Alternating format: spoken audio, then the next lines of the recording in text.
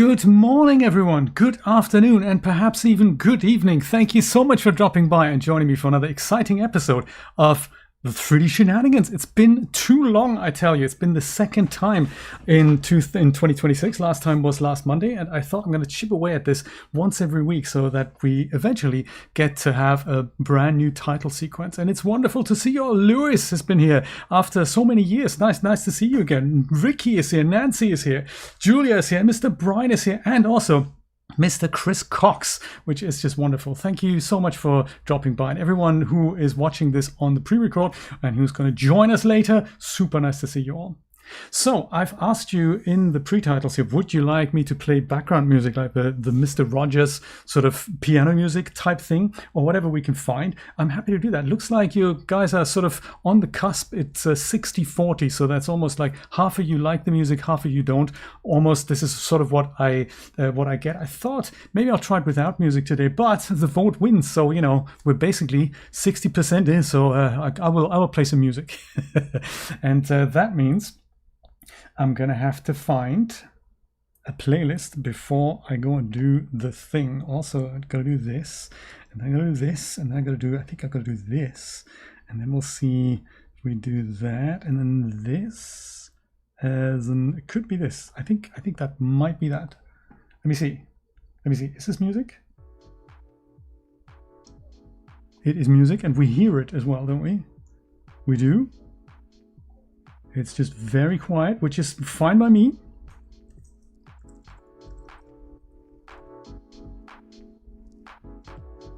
There's some music here. Let me know if this is loud enough, quiet enough. If it's too loud, it's supposed to be just a bubble in the background, so we can try it. And if it's too loud, do let me know. I'll turn it down, I'll turn it off, I'll do it all.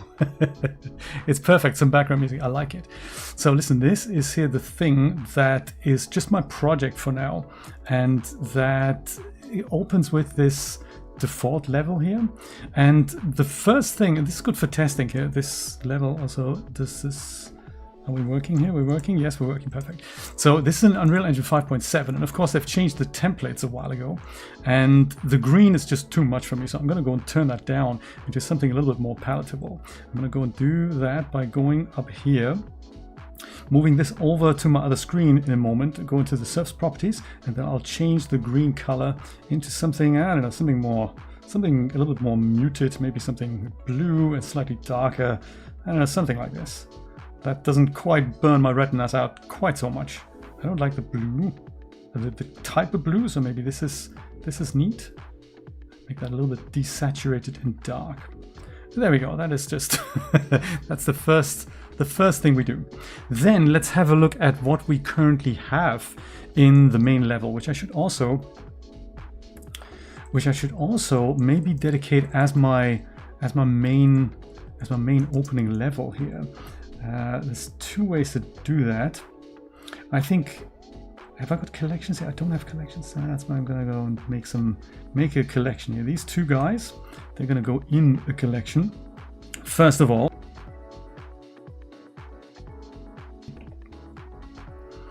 +4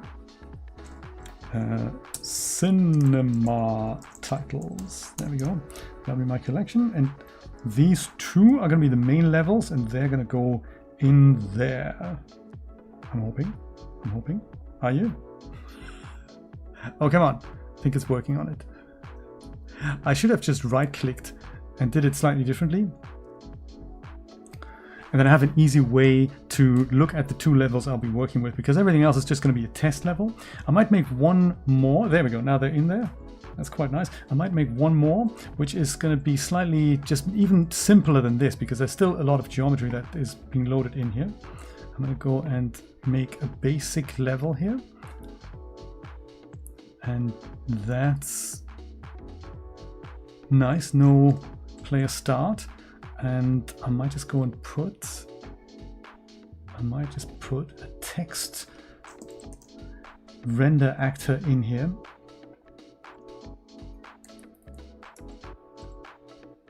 Oops.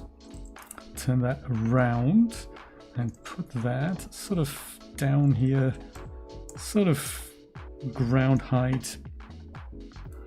and I'll call that Cinema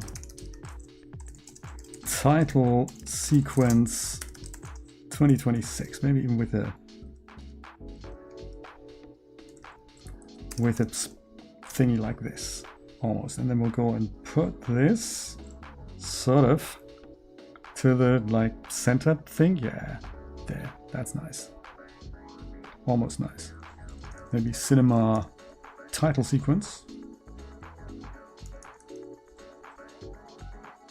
something like that. Is that good?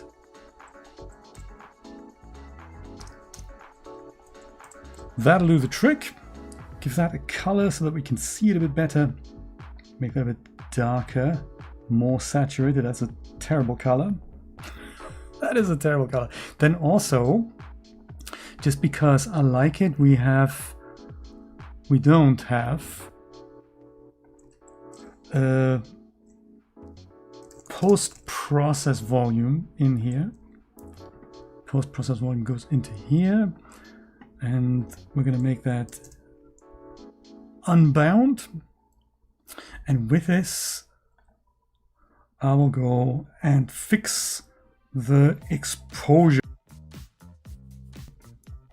So I'm just going to make it a little bit darker here, I'm thinking.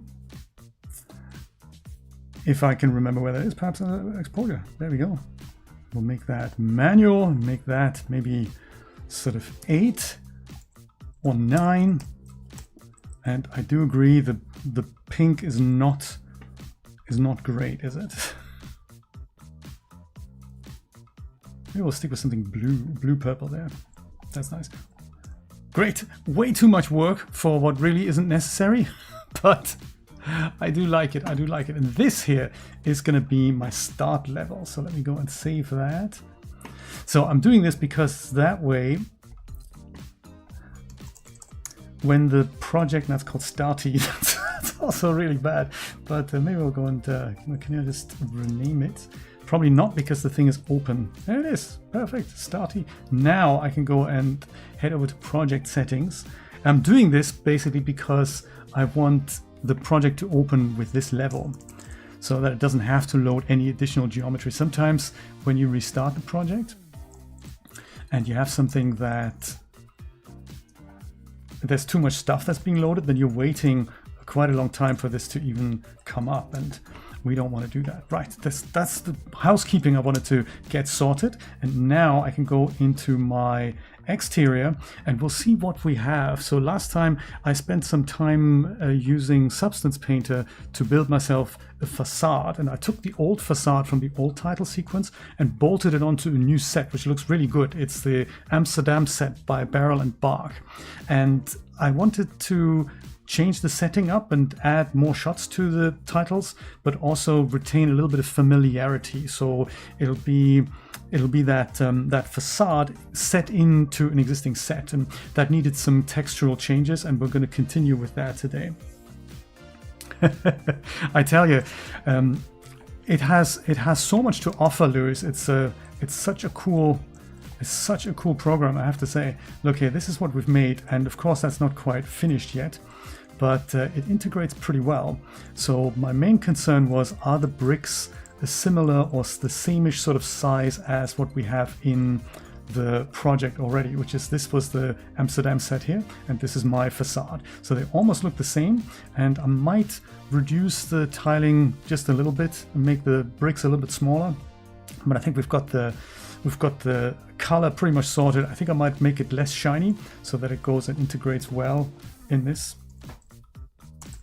I should really put that into the configuration file, vsync editor, so that way I don't get screen tearing when I use it here.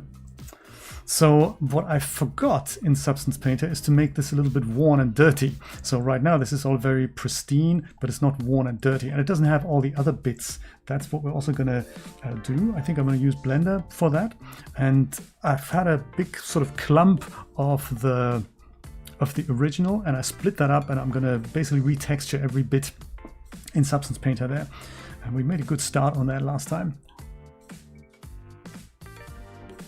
Do you know, fun fact, Louis, actually, when Facade split, this was it, wasn't it? I think so. Yes, look at that. When I'm finished with my full-time project, when I have a little bit more time, that is my plan, to record a sort of Unreal Engine bootcamp. It's a bit like the DAZ Studio Masterclass, but for Unreal Engine, and what you can do to get going with it. We've textured this here. So that's the plan for the future. So that's this. This is the back wall. Hello, back wall. That was this. That was the back wall. So we can bring in the awning, and then, yeah, displacement and also dirt. That's what I'm going to do now. So this one's already dirtied up. I did this in Substance Painter. Let's go, in fact, back to the back wall and make that even better. And then we're done with it, and then we can build this up as a blueprint. So up in here, I'll go and bring up the last time we opened this. What was it called? Entrance, that was something else. Entrance brickwork, that's probably it. Let's hope. I don't think so, because I don't know much about it, to be honest. I don't know. Oh, this is a different project, actually. I don't know much about gameplay, to be honest, Ricky. So this is not my area of expertise, I must admit. This was not. This is all back wall. This is it here. Yeah, so the little stuff I know, I think other people can tell you that better. I'm really only using Unreal Engine because I like the cinematic rendering capability. That's really all that Unreal Engine is good for me. Like gameplay is a whole different kettle of fish. I'm going to put all of the. I think the bottom one we didn't even need. I think this was an option that we decided not to use. Yeah. I think I might just stick with the green for now. Go and put all of this into a group. Main textures, I'll call it. And then I have a smart material already made that we can probably age and wear. Exactly. So let's go and put that all the way on here. See if it works. There we go. It's almost doing something, but it might just not be quite right. So this here is the base material.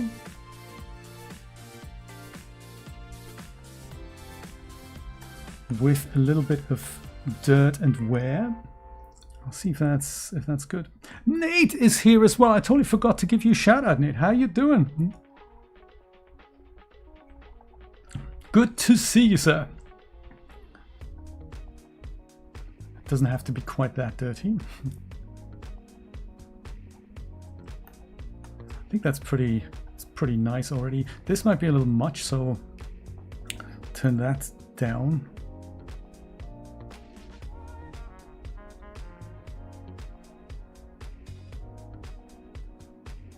Yeah, also make it a bit more smooth, perhaps.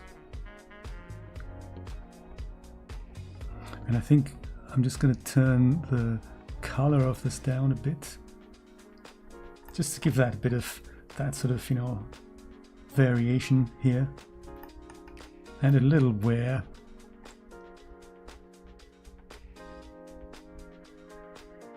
Yeah, same with the dirt. And then we have some calcifications at the top here, and that's basically what that looks like. But if we go nice and easy, then we just have that little bit of variation there, without and with. So it makes a slight bit of a difference here. Goody. And then I think, did we add? Don't think we have enough height in here. And these here, and these bricks. Let's go and do this. Just the height. I have 3 copies of my brickwork here. That was for the normals, to just increase those a little bit, but I think I'll add a little bit of height in the mix. Not too much. I think what's the set at? Is this 2048? Let's see what this looks like in 4K.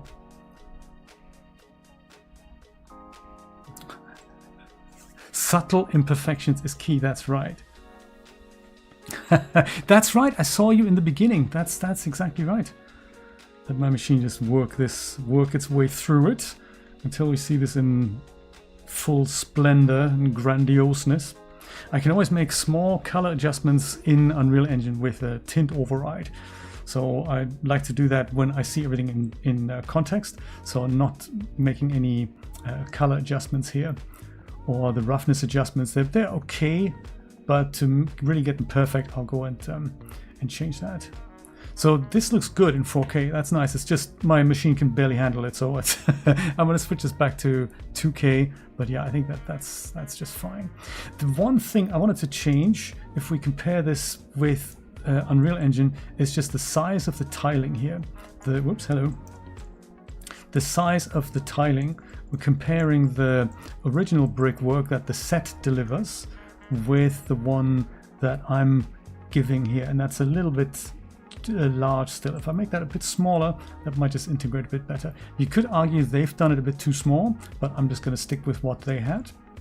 And I need to do this in all 3 channels here. That is probably on the material and on here, isn't it? It's a tiling. So 12. Let's remember that 12 is the current one. Make it 14. That makes it a bit smaller. I'm going to try 14. I'm going to put that on here as well. Otherwise it looks ever so slightly terrible. It's 14 here as well. That didn't quite take 14. Okay. That is that right? And this stuff here, that's just that. And then that is just that. And this we're not going to change. So, okay. Back wall, I'm going to go and save that out as another version, just so that. And was it in here? Yes, in here. And then we have substance. Perfect. So back wall. V2. Doesn't hurt to have a backup, does it? So let's see. Now let's go and export all this. And we were already in here, I believe. And that was the back wall. Perfect. This is the, what is this? This was actually work stuff, so that we can delete for now. And back wall is what I'm gonna use.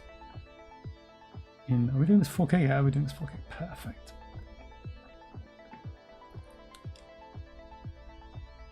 With a bit of luck, I don't actually remember where we've saved that.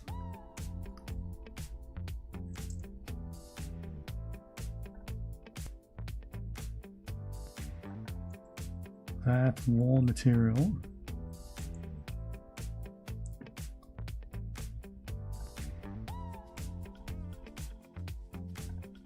This, yes, where was that? Where did I take that from? Open source location, which was in back wall. Perfect. So all I need to do is move these guys over into here, replace, and then go and re-import. And with a bit of luck, we should see the change with height, with smaller bricks. Any moment now. Yes, there we go. There's our imperfections. There's also some shadows from the tree, so that'll help sell that. And I think the brickwork's now pretty much the same size. Still a little larger, but I think I'm going to leave it. Let me just go and adjust the color so that it blends in even better. And that's going to be an override that I don't think I've built yet. So let me go and do that now. We have a base tint. That's good. And we don't have a base, we don't have a roughness adjustment here. So OR, this is that. Do that. Multiply. Put multiply into roughness. And then make a scalar parameter. Call it roughness multiply. And then we'll add that into here.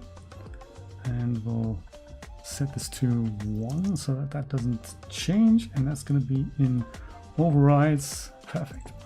So that's that base material. The bricks breathe now, exactly. And now let's go and put this here. So if we want to make it, it's got a different roughness value right now and a slightly different color. So with this material instance, I can go and override that a bit. Let's do the roughness first.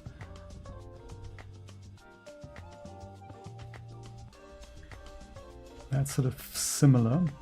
Dirt also has different roughness here, which is kind of neat. And the color, I think we might have to go a little lighter. We're already light enough. That is only something we could do with... How do we make it lighter? I have to multiply it by something else, because I can't really... Lighter, I never thought about that. I thought it's easy to make it darker, or, you know, turn it into a different color. But making it lighter, I didn't think we'd needed to do that. Well, that then means we have to go and fiddle with this again. And just multiply that by a factor of 2. Okay, no worries. We're just going to make that twice as nice. Yes, let's do that. So base tint multiplier. And if we leave that on 1 for now, then we have the option to go and change that from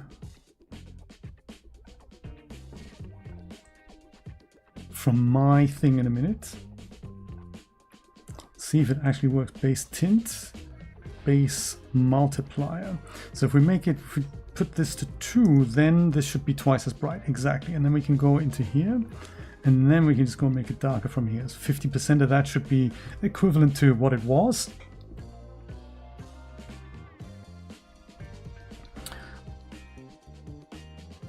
Well, there we go. Now we're sort of nearly there. And we can always adjust it as we go along. But I thought that's, you know, it's worth going through the effort here. So it integrates just a little bit better into the previous brickwork here. So on the bottom, I want to go and knock these parts of the old house out here. So I'll remove that, and then we'll see if we can put an entrance in here that will just mimic what the interior is going to be like. We see that, I think, sort of close by from where is that again? Those are the shots, roughly the shots that we're going to see. Yes, from here. So we're going to see this with all the other bits and pieces, and we may have to just have that blue carpet at the back there. So I'll have to cut a hole into this building and just make my own room here behind that. But we'll do that at the very last. So I think this is a good, this is nice. Let's bring in the next bit that I've just seen in Blender here, namely this front bit here. And then we build this out. The other parts are here, the box office, that I still need to texture. And then the doors, they're probably, we can probably use the doors. Yeah, we might use the doors. And then the main signs here and the posters I'm going to grab from the interior. And then that's the theater sign. And those are the trash cans, just as a reference there. Don't show behind the curtains. That's actually the easiest thing to do, just not show what we don't want to see. Okay, this one's ready. Do we have, is this the awning? Yeah, we have that material. Okay, let's see if we find where that is in the browser. That's the back wall. Let's make another folder for the awning. And don't know if we've exported that yet. Let's go get that out. Export FBXs. There we go. This is the awning. And it's selected only. Export. All right. See how that works out. Does it even work out? Always a surprise. Do you know, Brian, it was quite interesting to see that. So I've got so much work on right now that it's really difficult for me to sometimes find my focus again. And even putting extra work in like this actually makes me perform better at work. So that's really interesting to see. That's something I hadn't expected, because my natural inclination is to avoid doing that, sort of do less and then you feel better because you must rest type thing. But it's actually funny to see that with creativity, sometimes the opposite is the truth. So, you know, a bit like when you have to go to the gym and you don't really want to, but then when you do it, you actually reap the benefits afterwards and you feel better. What are all these material zones here? Did I... Oh yes, that's right. I made it so that this here is the main material that we'll get from Substance Painter. And then these other things here, the colored lights, that's those. So I'm going to set up a material for that in Unreal Engine so that we can animate that. So I've got these and I've got these ones here. Those are the other ones basically. So those are the opposites of those. Lights 1 and 2, and then we have the bottom lights as well. That's that, and then we need something like a generic metal. That'll just come, I think that might come from Substance Painter also. Or maybe not, no, maybe not. I'm just going to make that shiny metal in Unreal Engine directly. So that was the plan, I remember now. it's been gotta remember that. Let's put the textures into this here. And then we put the awning textures. I think we made that, we baked those out last time. Drag that into here. And we can probably use the base material that I had here. And just go and make a material instance from that. MI awning base, let's call it. That goes into awning as well. Move it indeed. And then that goes into here, and that is not exactly what we wanted, but it looks not so bad, I have to say. Not bad at all. That's right, you get the engine running, it gets you into the focus mode. This is exactly right, Lewis, exactly, yes. And I totally hear you, Ricky. This makes, yes, I get that as well. The spark at 3 in the morning and you go, I must do this now, and you go, oh man, now really? Isn't there a better time to do this? That, and this is the normals, and then this is the ORM, and then this is what the metal is. Totally not what this is supposed to look like. That looks terrible. What's happened here?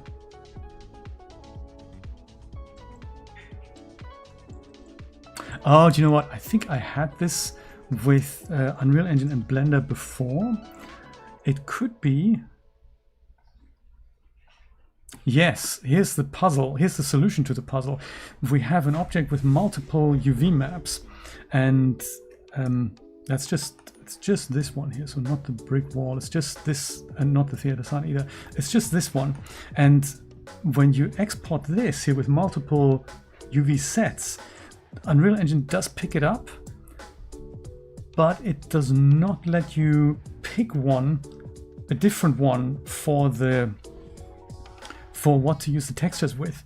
So I think UVs, there we go. So I can see them now. I can tell you that this is the correct channel that I want to use, but it doesn't do it. So the easiest ones, here are my other UV sets. So the bottom part has changed because last time we remove selected. Can I do that? This is great. Remove selected. Yeah, confirm. I didn't know that. And that too. Let's remove. This is the selected. Remove selected. Because this one's the bad one. It's gonna be this one. Let's go and remove that as well. And then, yes! Oh my god! Unreal can do it.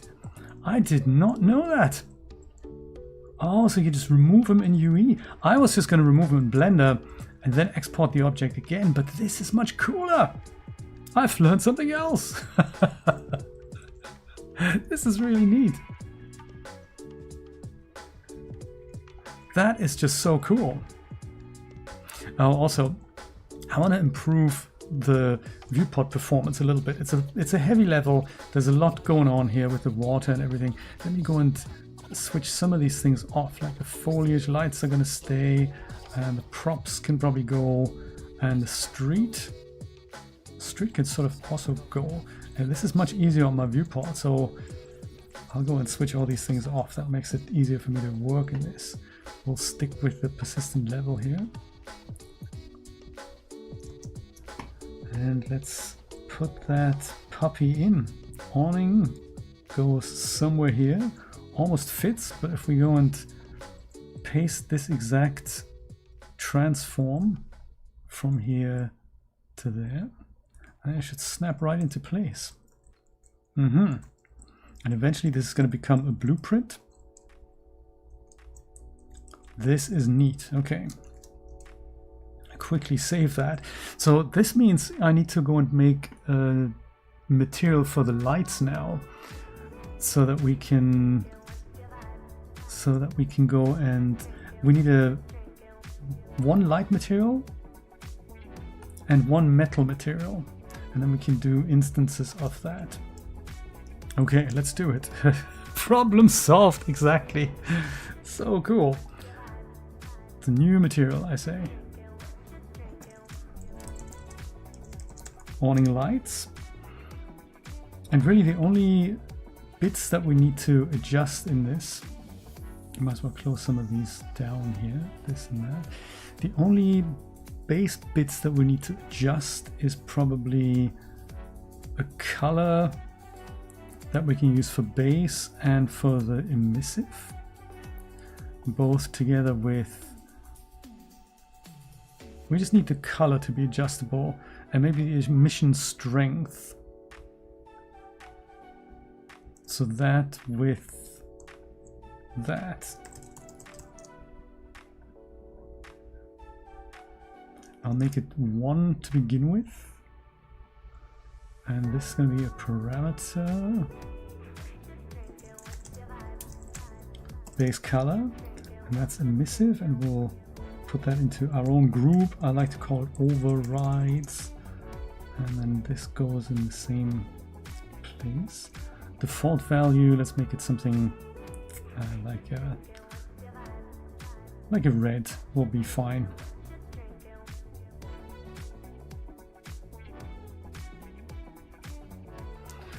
And what else?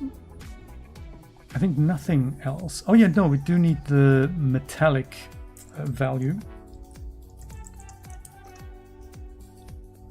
And let's make that 0 by default, but it'll also be a parameter. Perfect, parameter, and that's gonna go to here. All right. Then if we go and make this, so we need 3 instances of that. One is just the lights that we see from underneath here, and then 2 for the colored lights on this circly bit here. Material instance, mi lights 1, and we just duplicate that for 2 and for 3. So 3 is going to be the lights underneath it. That base color is probably something more like a yellowish, sort of a warm thing. And we'll see if we use the full, the light's bottom here, that's it. That goes lights, bottom lights, that's it. These guys, and then if I add the emissive, which is where? I haven't got the emissive. Is that not a parameter? It is a parameter. Oh, it's not hooked up. That's that needs to go here then. That's why I didn't see it. Now we see emissive lights. That's nice. So emissive 1, and if I can crank it up, and then eventually it's like zzz. That might be a bit too much. I'd probably stick to something like 1 or 2. I don't want them to be too bright, just to separate themselves. Fun fact, actually, if you make it like this, and if you make them, or like 1000, and you make these things actually emit light, it can lead to very grainy results. I wouldn't recommend it. I would recommend, if you need that effect, as nice as it looks, it's better to emulate this with real light objects and just leave the material to have the material effect, really. E.T.'s gone home, that's right. So that's these. And the other two are just very similar, and they're going to be up here. So let's make one. One can probably stay as it is. Here, lights, number 1. That's neat. And then the other one, I'll just tweak the color a little bit so that we see it's just a different, maybe make it green or something. And then I'll be able to use the, yeah, there we go. So that's 2 different lights, 3 different lights. And then I'll be able to animate those in sequences, so as if they're changing. Makes it look quite funky if we wanted to do that. If not, we don't. So we'll see how we get on. And the last thing that we need to do here is the metallic underneath here. Can't quite see that here. Maybe we get a little bit of light from down here. Yeah, there we go. So just the metallic rims here, we barely see them, but since I said I was going to do it, let's go and make another instance. I'll just duplicate these lights, in fact, and I'll call that one MI Metal.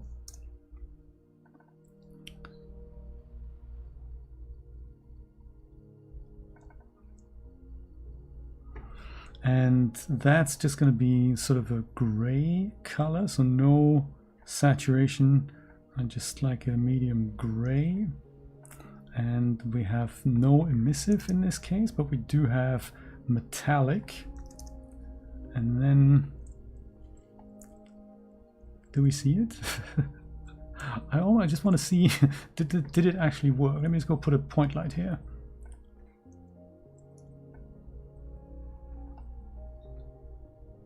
Oops.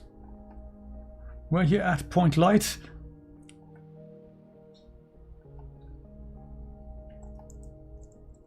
It still looks like a gray plastic ring, so I think I haven't added it there. Is that possible? Yeah, I didn't actually put it on there. Duh. Metal. Okay. Did that translate? It sort of did. I think maybe maybe make that a little bit darker. And then if I wanted to, I could also play with the shininess. So we could make them more shiny, more chrome shiny, if we wanted to. I don't think it's quite, yeah, so roughness is that. So if we make roughness sort of 0.2 as a default, it's not going to hurt the lights, but I think it might just, it might be cool to have a little bit of extra metal effect there. Perfect. All right. 2 out of 5 things done. So we're getting there. We're getting there. This is fun. Let's see what's next on the agenda here. If we have the awning, we have the back wall. Let's do the box office. That is next. So box office. These are the original materials that I've used in my original title sequence. So we probably need, there's quite a few material zones here. I might just go and delete them all and just start with my own. But this is going to have some kind of tiling on it. This here is the window, so glass material, and then we have some kind of a different tiling at the top, and there is an inside as well. And I suppose also this metal door frame here and the counter. 2 out of 5, that's not bad. Was it 5? 1, 2, 3, 4, 5, 6, 7, 8. But it's, I think 3 of them we don't have to retexture, so this is neat. I think in the interest of baking, I may have to separate this, even though I don't really want to do that. Let me try without it. Let me try without it, and then we'll see how that goes.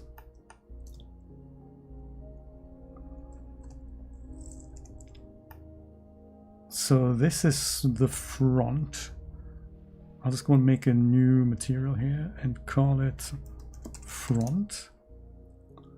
And then, oh, actually assign that to that. And then this here is going to be glass. And then I can get rid of all the other bits and pieces here. Assign that. And then we have this.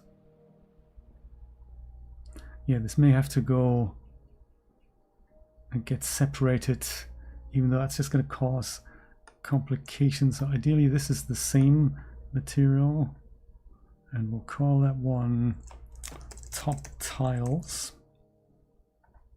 Not related to the UK tiling manufacturer. This is going to be another one.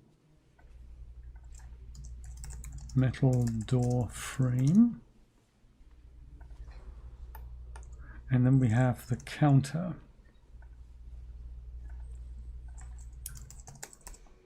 Counter. Design. Perfect. So that means everything else I can just go and, oh, in edit mode. Can I do that in edit mode? Let's go tidy this up here, and then we have only my 3 or 4 things at the bottom.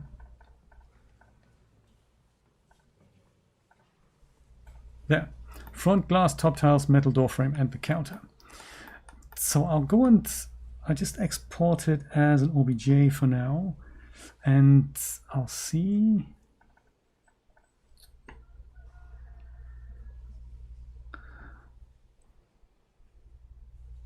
This one, what did I call it again? Box office. Box office, I already got that. That's interesting. Box office. Selected only, no material export, just this. And then we'll see how Substance Painter likes that. And see what the baking looks like, and then if it does look great, great. If not, dang. We'll have to go with plan B here.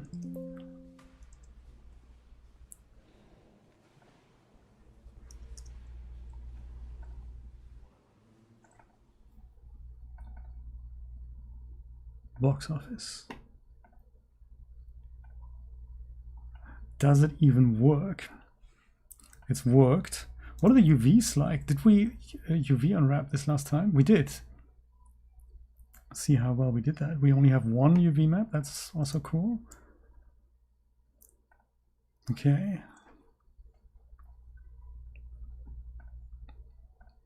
Let's use 1K just to see the, does it even work? Usually, so baking on these sort of objects doesn't always work because the cage might throw an ugly shadow on parts of the object that you don't want. So there could be unwanted effects. Like here, this is something that we probably can leave because we're not going to look at this. But if you wanted to avoid that sort of thing, this is the AO map that we see here. That's one object intersecting with another, and the baking just couldn't do it any better. If we wanted to make that perfect, we would have to go and separate these objects out so that you have the top bit and then this sort of, this sort of stringy bit here and the counter in the middle. We'd have to separate all that out, but thankfully I don't think we need to. And so it all seems to look okay. I don't think I see anything untoward here, which is very nice. Since that's worked so well, let's go and make the maps larger, because that means we're going to get even better results when we put things like the generators on there and dirt and all that good stuff, Do you know what? The popcorn stand actually, my wife has found a sort of, what's it called? It's a particle effect that will be like a popping popcorn machine. I'm hoping to put that in. There's a popcorn machine constantly spewing out popcorn. It's going to be good. Ascania, how you doing? Yes, we're doing total jiggery pokery here. How do I even want for this to look, do you think? I mean, I'm going to use a glass material from Unreal Engine, so I don't have to worry about this bit here. That is neat. But just for our benefit here, do we have something like glass? There's a glass visor. It's a cast glass waved and tinted glass. Well, let's go and let's maybe just do that. It's not quite transparent, but it's okay. Let's go and let's do that. Black mask, and then we're going to go and can we select all of that? Thankfully, it already is a material zone. I just don't want to use that in Substance Painter because it doesn't handle multiple material zones very well, as you may know. But without separating it, I could use an ID map. Let me do that. Let me do that actually. Let's do that. Bloody ID map. Let's do that.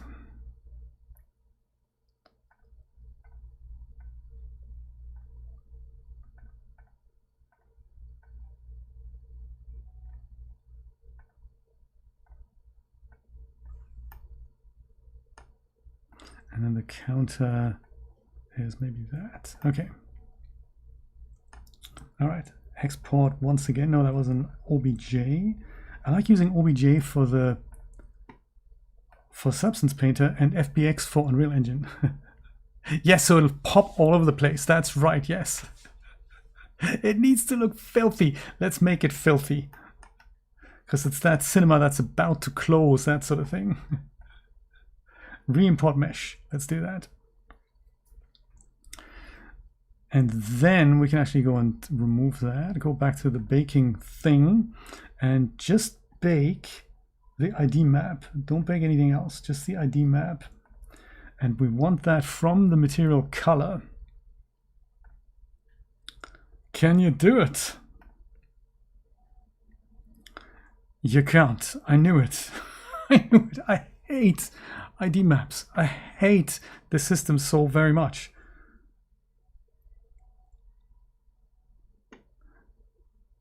Because I bet you, can we, has it done it? It hasn't, has it? No, see, it totally hasn't done it. There's nothing on there. I hate it so very much. So very, very, very much. But I did the right thing here, didn't I? I said to it, look at the material color and the hue shift. Mesh ID, polygroup, vertex color, that's not available in OBJ.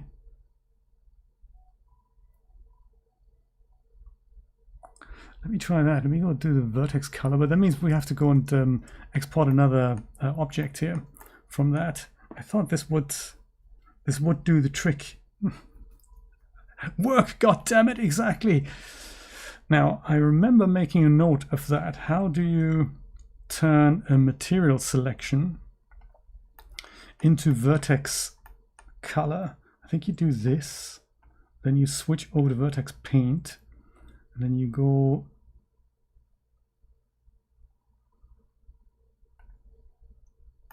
to that, and do you then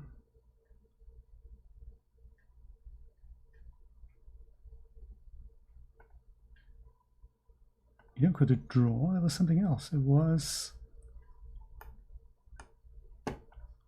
let me see, let me check my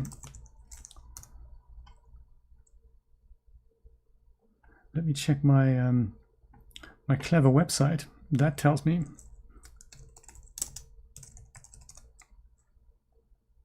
turning material zones into vertex color in Blender and ID maps in Substance Painter. That's exactly the article I was thinking.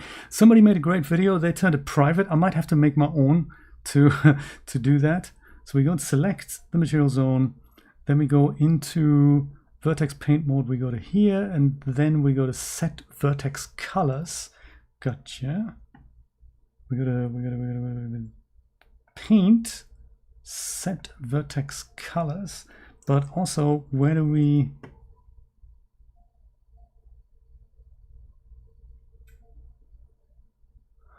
Do you know, there used to be color selection up here. Hey, Deviant, how's it going? There used to be color selection mode up here, but of course, is it down here?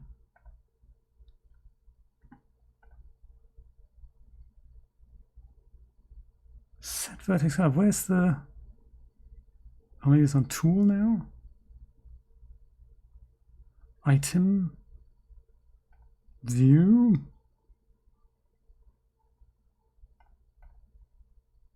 I don't recall. Dang. On the left, I don't see it. Is it another pane I need to open? Because in my screenshot, because the Blender interface changes every 20 seconds, this here, that's where you actually change the color of what you want to fill in. Paintbrush square, I don't actually see it. On the left side, paintbrush square, this here. Oh, this here, and then you say pick a fancy color.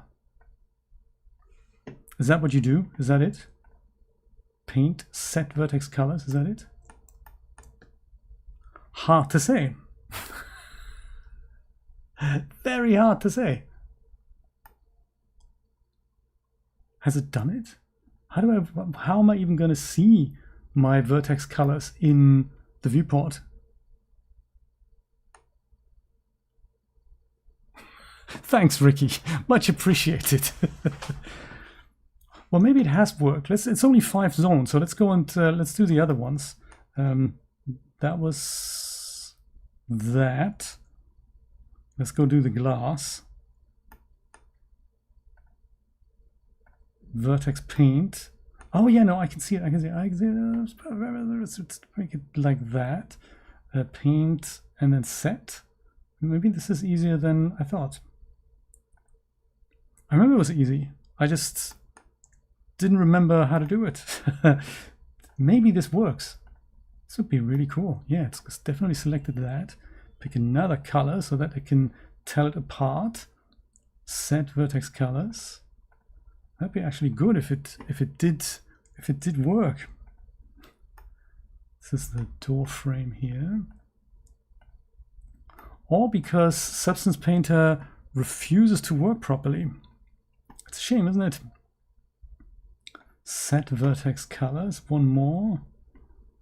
Counter select. And let's make that sort of an ugly green. Paint.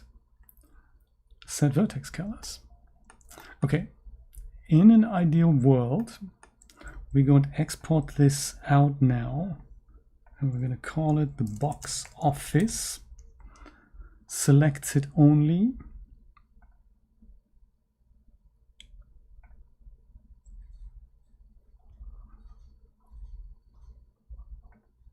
And under geometry, I see this. The tricky bit now is that I can't disable materials here. I don't think.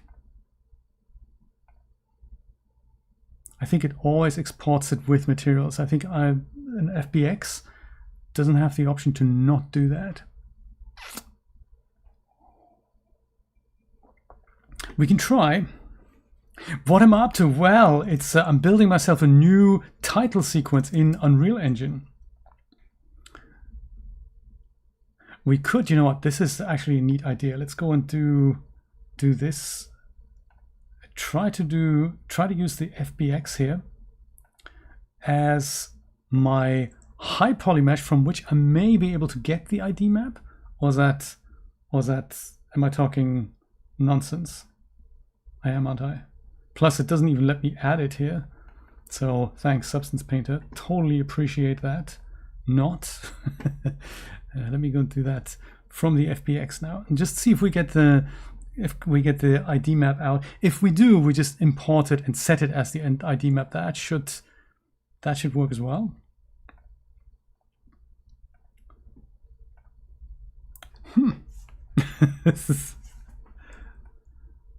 So it looks the same. What I didn't check is, I can already see it's this is the total catastrophe that Substance Painter does here. I just want the ID. See if you actually do it this time. And this is from Vertex Color. See if it works. It does everything, even though I've unticked everything. It's just such an awful program sometimes. I really, really hate it. It's unbelievable. It's so good on one hand and so super awful at the same time. And of course, it hasn't baked the ID map, so something's gone totally wrong. Which it has done the ID map. Look at that. Ah, beautiful. Is that beautiful or what? That is just so amazing. So we've got the ID map. That's pretty cool. Now, how do we get it out of here? Because I want to use it, because I've got this to deal with now, and this is only going to go away if I import the OBJ. But for that, let's see. I think it's under the project. It's under textures.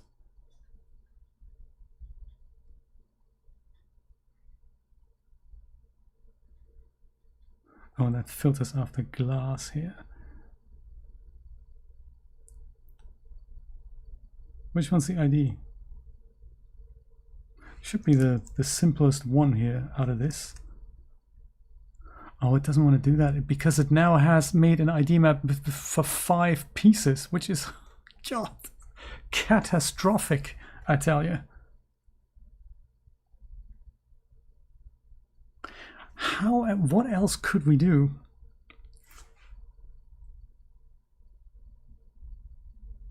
There has to be a way to get the ID map just out, exported.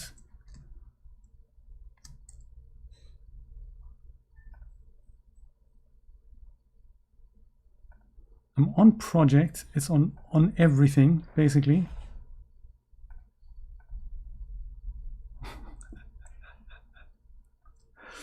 Because I really don't want to select all this by myself. It's just so...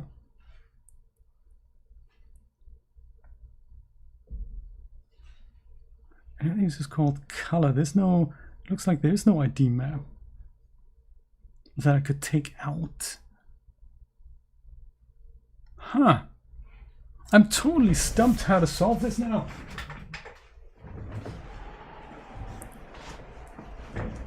Indeed. Yes. That is what I tried as well, but it didn't like that. Let me try this again because it didn't. So Chris, what happened was that it didn't recognize my ID map on that I made from the material colors. So here's an object that I've just imported that is basically this, and this doesn't have vertex colors now. This has just the different hues of the material, right? Oh, that, you know what, that makes perfect sense. It doesn't know about the materials because I need to export this again, right? This is what you're saying. Export this again, box office with mats. And then we use the materials. That is why Substance Painter couldn't handle it. Was this the right object? This was the OBJ, wasn't it? I think. I think it was. And then we go to here, and then in here we pick the high poly object with mats, and that's what you use to make your IDs, right? Is that what you're saying? Take some tea, get some air. This might actually work. I've just seen it. It's worked. It's worked. It's worked. Yes, that is how we do it. That is, I think, how we do it. If we go back, if we go to ID that I hate so much, it has actually worked. Look at that! Chris to the rescue! Thank you, Chris. Round of applause for Mr. Chris. This is great. Now all I need to do is, because this was a fast one, let me just go and do this with 4K maps. And then we can get on with texturing this. Woohoo! Thank you, Chris. Very nice. Very nice. Another mystery has been solved. This is what I hate. We have to find awkward, super awkward, unelegant, awful workarounds just because Adobe are too arrogant to listen to the suggestions by their users. This is what I dislike about that. Fact. Rant over. Did we say we had glass? Because now we can say, I mean, it's not exactly visor. Glass visor isn't really what we wanted. A glass cast waved or tinted glass, something like that. Let's go with tinted glass.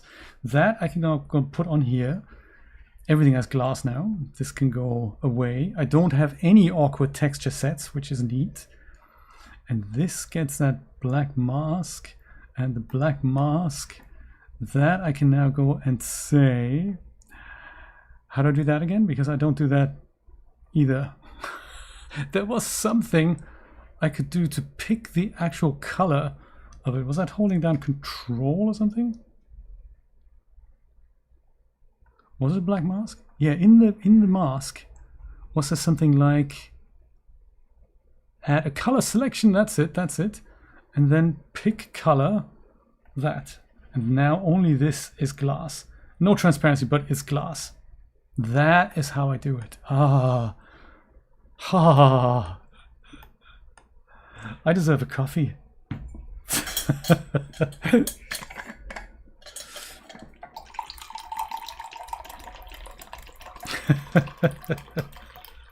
I don't work with ID maps usually. I try to avoid them. Or I don't, thankfully I don't really have to work with them, but it's just one of these things that is just, you know. So this is really helpful in that. Brave Beats, thank you so much for subscribing, buddy. Appreciate it. I want some sort of tiling on the upper part, and it's going to be something sort of classical that looks like I don't have. I've only got these things here. Maybe something like we have in London, these subway tiles. Let me see if we can find something here in the substance library.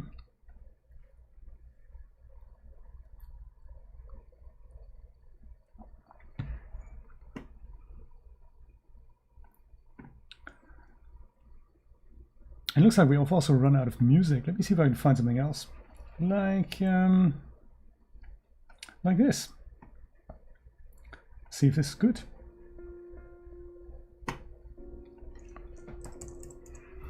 Something like tiles. What happens if I put in London Underground tiles? Maybe that's gonna work. Can we make this bigger here somehow? Of course not. Could display size? Yes. Bigger. There we go. Much better. Cement pico tiles.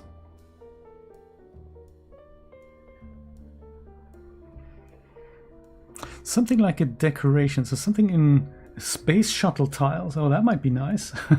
That might be exactly what we need. So we need tiles for this front, for the top here, and also for the bottom. Let's see if we can find something exciting. Plain but exciting.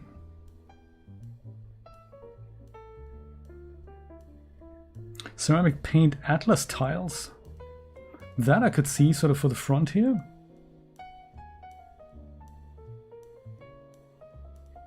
Or the seashell tiles. Leather tiles, also nice. These here, ceramic chamfered tiles. That's the sort of thing that I was thinking of maybe to use in like a red on the bottom. Let's try them out.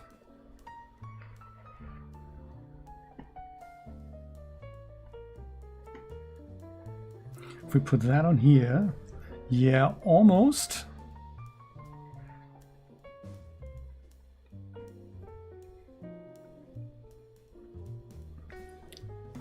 There, make this a bit smaller. Try to do triplanar and make the tiling look like this. That might be nice. That in red, if we can pick that red. We've got some subway dirty tiles. Oh, nice. Yeah, not quite what I was looking for. Yellow kitchen clean. Not quite what I was looking for. Bathroom white. Also almost. English subway. Now that's exactly what I was thinking. In red, though. English subway. Look at that. They've got it. They've got it. I think I might just go and pick my own color here.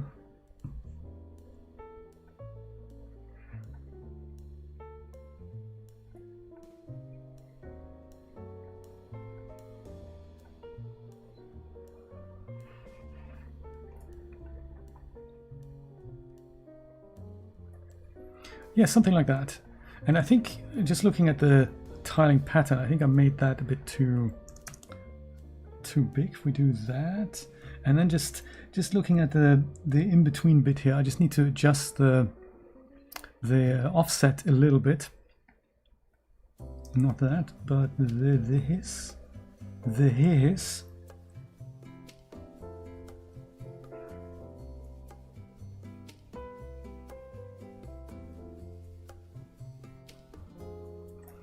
It'll be fine. It'll be fine, just fine. And black mask, and then we do color selection. Then we pick this color, and that could be our tiles. For now. We'll keep investigating, but that's our tiles for now. See if we can find something similar stylish for the top in black, I'm thinking.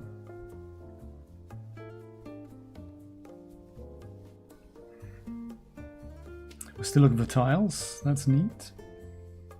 Yeah, like...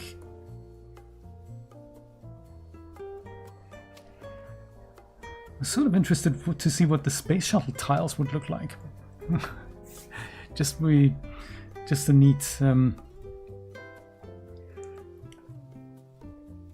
just checking. Space shuttle tiles.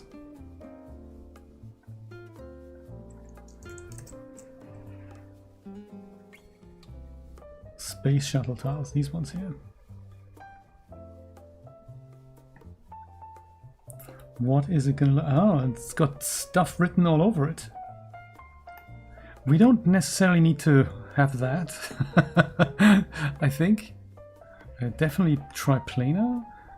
And let's go and add the black mask immediately with color selection. This. Yeah, I think the writing is sort of not encouraged. So we'll keep looking, shall we? Pipe rack.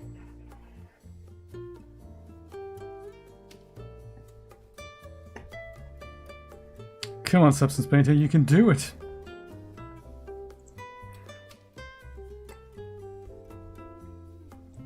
Yeah, dark shiny tiles. I'm also okay putting the dark shiny tiles on the bottom and putting something like a trim on the top. Cement cross tiles. That could be interesting. We'd have to see it. Like Ascalia said, something that is, you know, a little bit old, a little bit dilapidated. That might be good with the right color.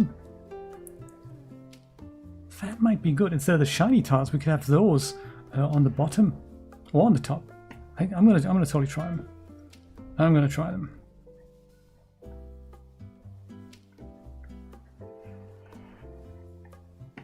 Cement cross tiles. Let's try them at the top here.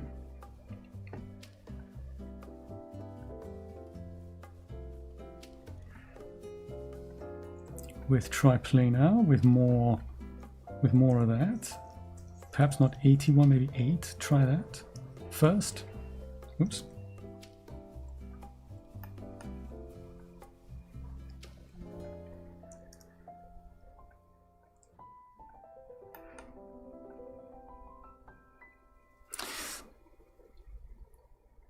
I can't quite tell if this is going to look better on the bottom or on the top. Because I really dig these tiles, I have to say. Those are neat, and I bet they have some presets too. Soft green, glossy cement. Yeah, no, not really. Dark grey mossy. How's that mossy? Oh, it's also glossy. Blue matte cement with X's on them. I'm not sure about the X's. Pastel brown. And it's always sad that you can't go back to the first default option because that actually looked the best.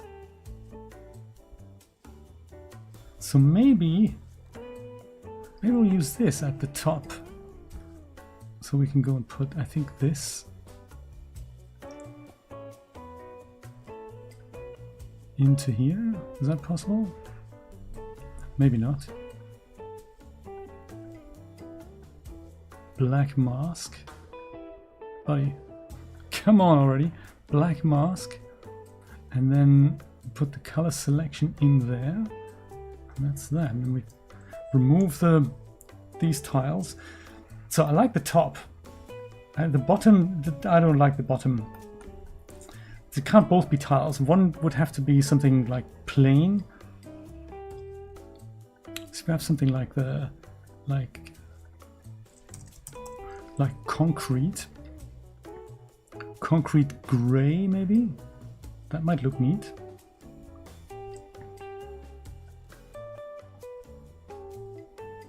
Concrete gray.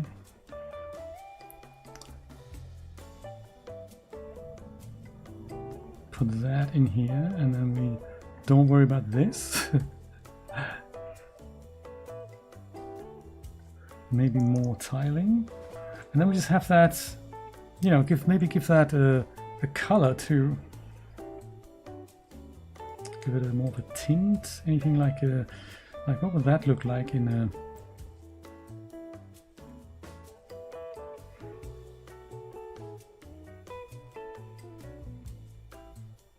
Or just in a, almost like in a black,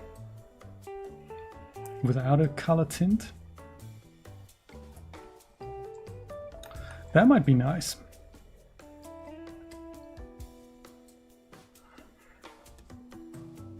I think I can sort of live with that.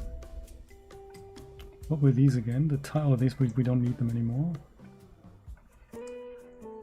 And then for the counter and for the door frame, I think I might just use something like a plain metal material in Unreal Engine, so I don't have to texture that here. I think all I want to do on the top here, first of all, I don't think this seam here, that doesn't quite work well enough. Let's see if we can move the projection over a little bit.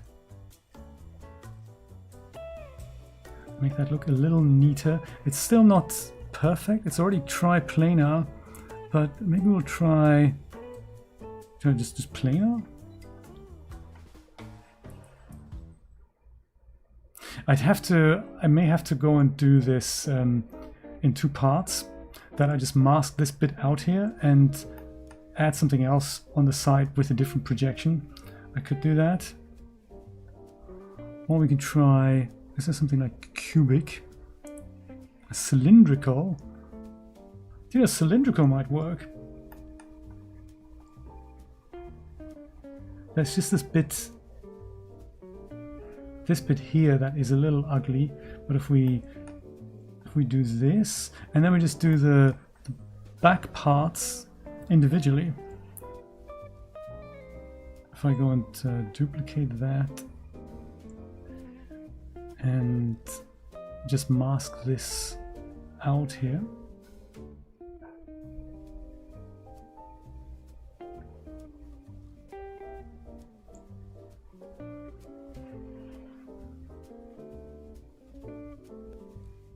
Is that a paint layer that I need? I think so. Add a paint layer in the mask, and then I think I can go and paint this out. Yeah, exactly. Exactly like that.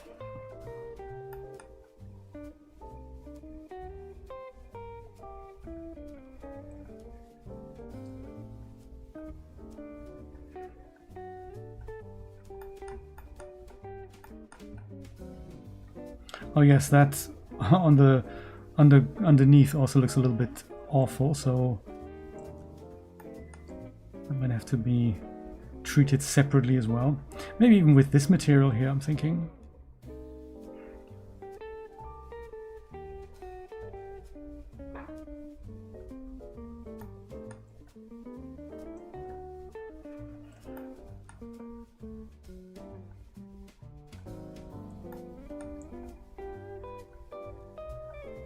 Funny how these fiddly bits always take the longest time.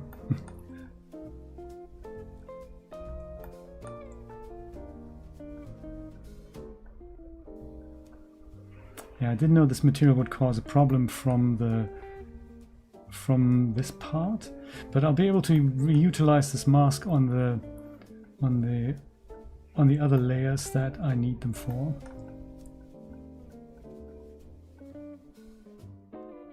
So it's good to spend some time and then just use the same mask and either invert where you need it.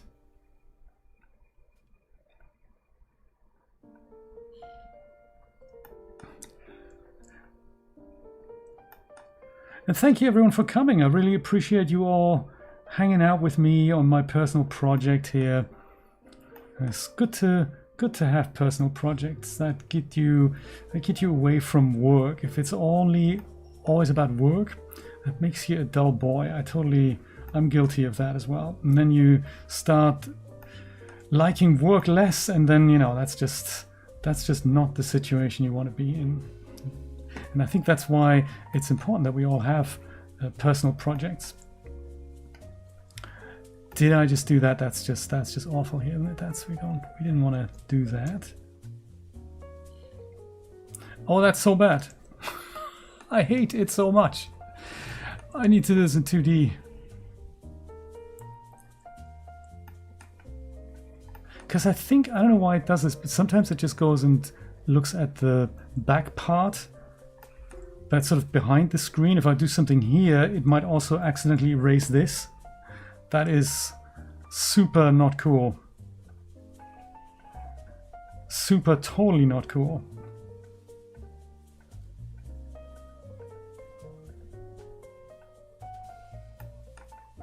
Extremely uncool, that is. No! Yeah, that's why you're supposed to switch to the 2D view.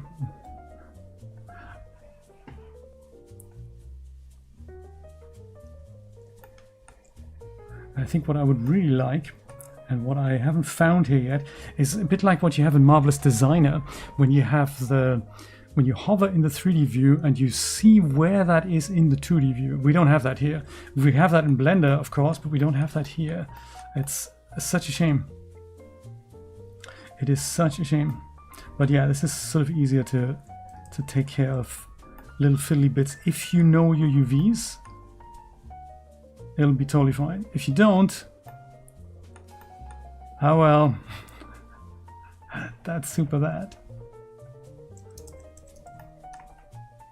Yeah, how am I supposed to know where this is in 2D now?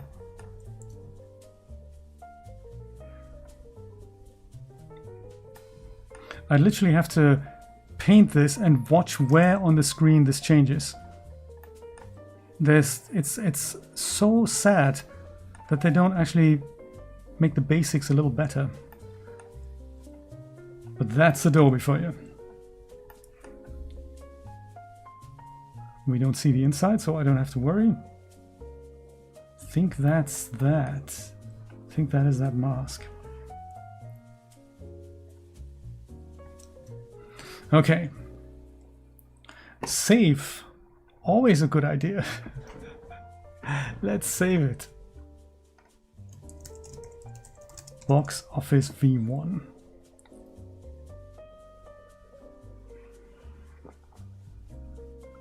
Did I make my maps in 4K? Do you remember? Because I don't. I think I did. Yeah, I did. Okay. Just wanted to check. Always good to check.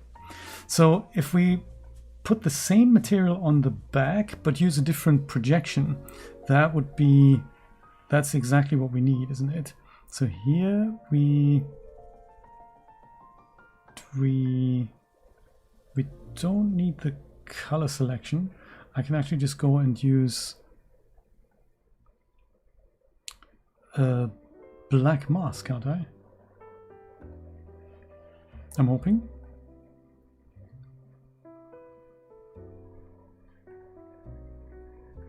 Let me just try planar. It's not actually showing anything. White mask then. White, yeah, there we go, white mask. And no, black was good, wasn't it? Black mask followed by paint layer in the mask, and we can probably use this paint layer here. Let me go and get rid of this and paste that into here. Then we need what's happened here?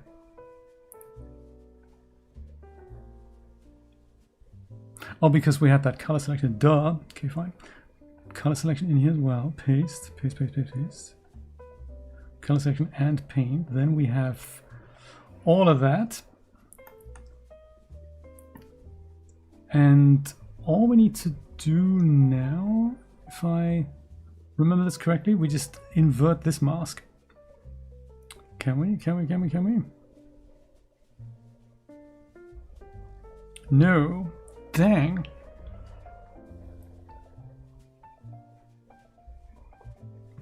Some of the things, this is really what the big dilemma is with Adobe. I find that they do so many good things.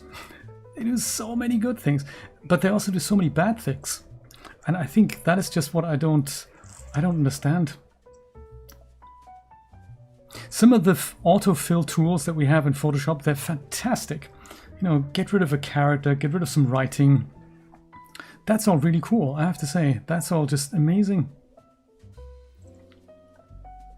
Right, I think I know what I'm doing now. I'm gonna go and use the white mask, and then I'll just quickly mask this out like this, and on the other side like this, and now I'll just go and invert the mask, and then that doesn't do it. Why not? Invert mask.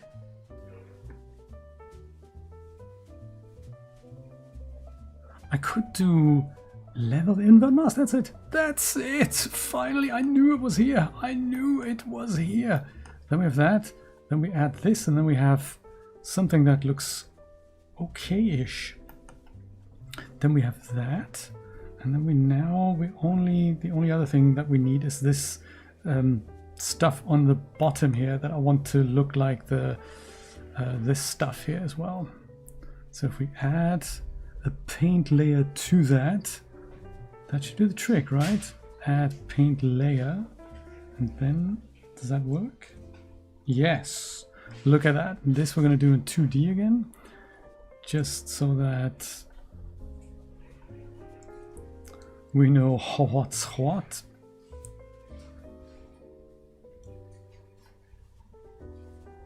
Did you see change? Where was that? There it is. Perfect.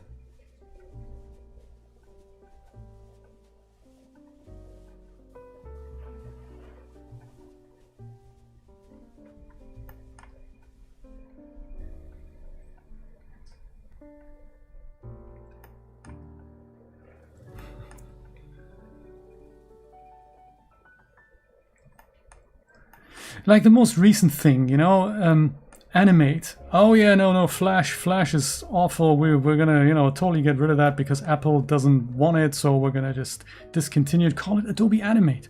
Okay, big sigh of relief. 20 years ago, whenever that was. At least animators can still get their job done in Animate. Yeah, we're gonna go and just not develop Animate anymore and just go and close it down, and just you're not going to have access to it anymore. Massive uproar in the animation community. Next thing you know, another statement from Adobe. Yeah, well, when we said we're going to discontinue it, what we meant was actually we're not discontinuing it. What we meant is we're going to, you know, do other things. Well, God's sake, just keep freaking Animate if you want it. They just don't know what they're doing. It's problematic. I think also most of the time they don't actually know what we're doing with their software. All they're seeing is the spreadsheets and how much money it brings in. And, you know, that's really all I care about, which is so sad. It's so sad. But then, you know, my heart bleeds for them too, because they obviously face extremely crazy, terrible issues now with what's coming with AI and stuff. Let's group that together and call that one base maths. And go save this, and then we're going to just make it a little dirty, especially the top part here. We just need a little bit of wear, basically both parts. The glass, I don't think we want to have worn. Let me go and drag that on here, and we'll see it's almost good, but also not quite. I might have to split this up as well into top wear and bottom wear, because I might just leave the bottom totally alone.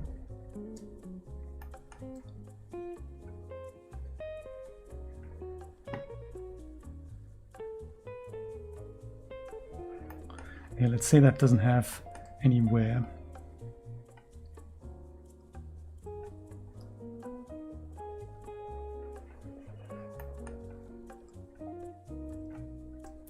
The bottom is fairly clean, and then the top just, we're just going to make that a bit darker and dirtier.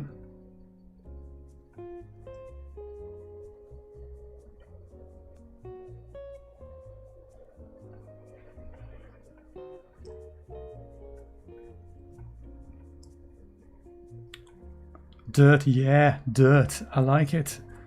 Dirt level, moss and stuff.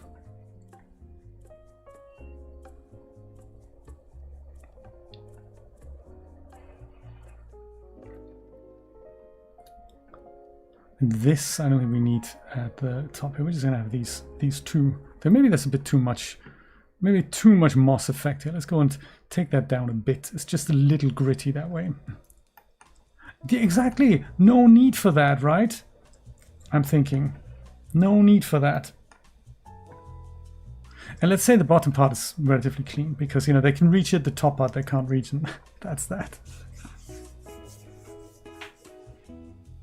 Yes, that's basically a nice touch, but again, such a missed opportunity. I find Mixamo was a service that they bought in and then quickly not discontinued, but not developed it any further. There was a character software that they had once that I've forgotten its name of, but that was something that they spun up, and then within a couple of years of it actually gaining traction and people thinking that's amazing, they closed it down. And it's a shame when they do that. And Mixamo, you're right, it's actually quite nice of them that they left Mixamo up and running, because I too had thought that maybe they might just discontinue that. Thankfully they haven't. Unreal Engine, and then we're gonna make this maybe 2K, and we'll see how it goes. And we need everything except for emissive, and that's that. All right, come on. We can do this. So this one's going to be the box office. Here are my, here's my export directory, box office, and we'll put those into here. And then let's just do a quick check in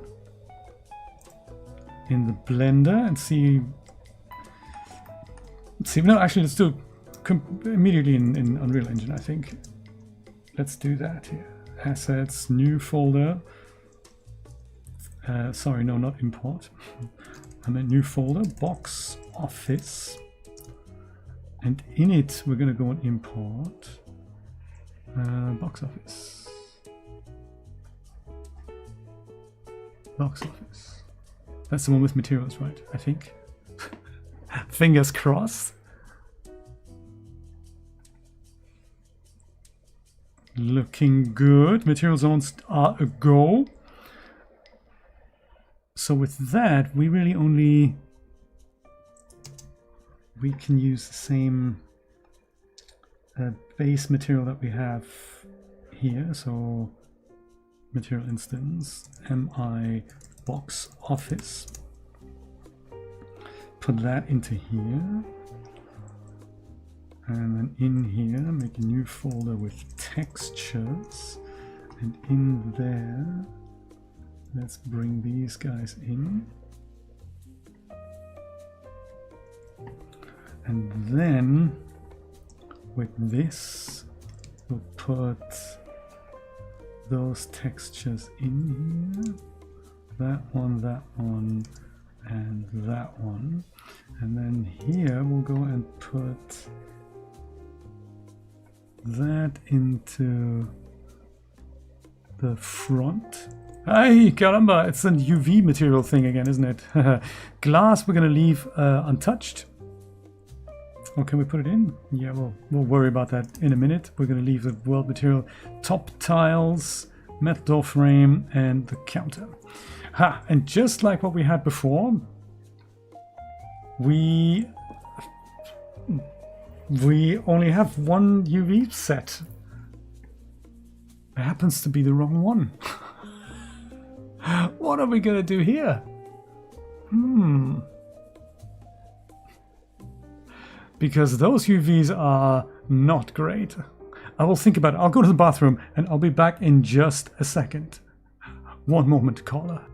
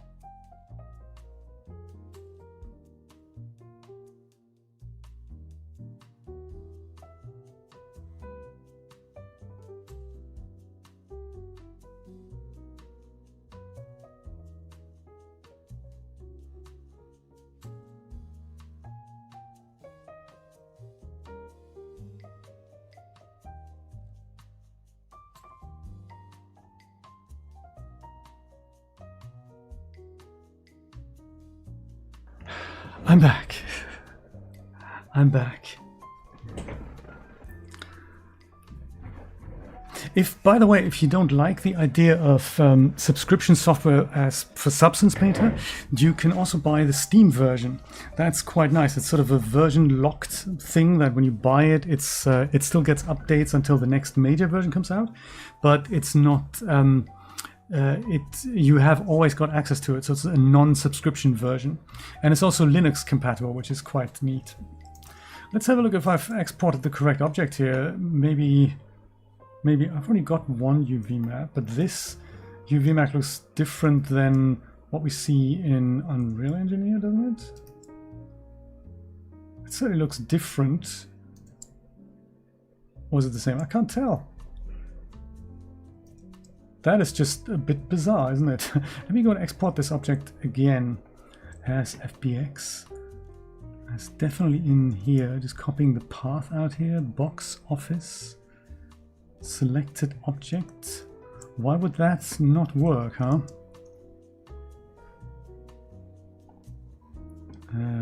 Re-import with, don't know if it is a new file or not. No, it is definitely the path. Box office. Why does that not work?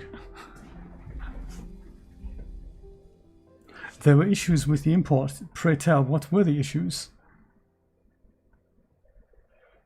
No smoothing rooms. That's okay. That's not really an issue. But why do my UVs not work?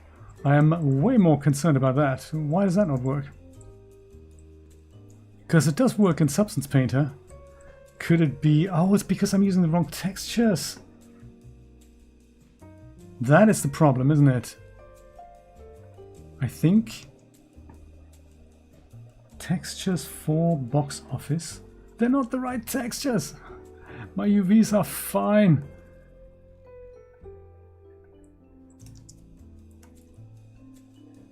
Yes, look at that. This. And then we have that. And then happiness returns. And now I think we may have to have just a regular glass material. Do I have the sort of starter essentials? No, I don't. Let me see if I can add those here. Add feature or content pack, and then there's really only one. Oh, they've removed them. We don't have the starter essentials anymore in Unreal Engine 5.7. Enshittification. I'm extremely appalled. There used to be a really cool pack here that used to be the starter essentials. Well, I say let's go and plugins, narrative, that's fine. We don't need to do that right now. Let's see if where I might have starter essentials in an older project. Enshittification strikes again, Nate. What's going down? This, we could probably use this. 5.3, yeah, 5.3 is fine. And then there's much rejoicing. It was all much less terrible than I had expected. Dang. So I don't know if this project has them in there, but let me just go and have a look. If it does, we'll just copy them right out there.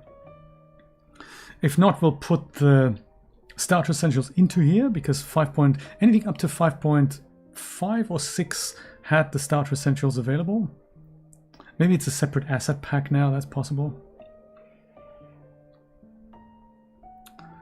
And therefore we then have a glass material that we can use, and also like, ground materials and anything, particle effects like, whatever, candles and stuff. They have all kinds of funky things that you can get started with. Thank you so much for your help, Chris. I really appreciate that.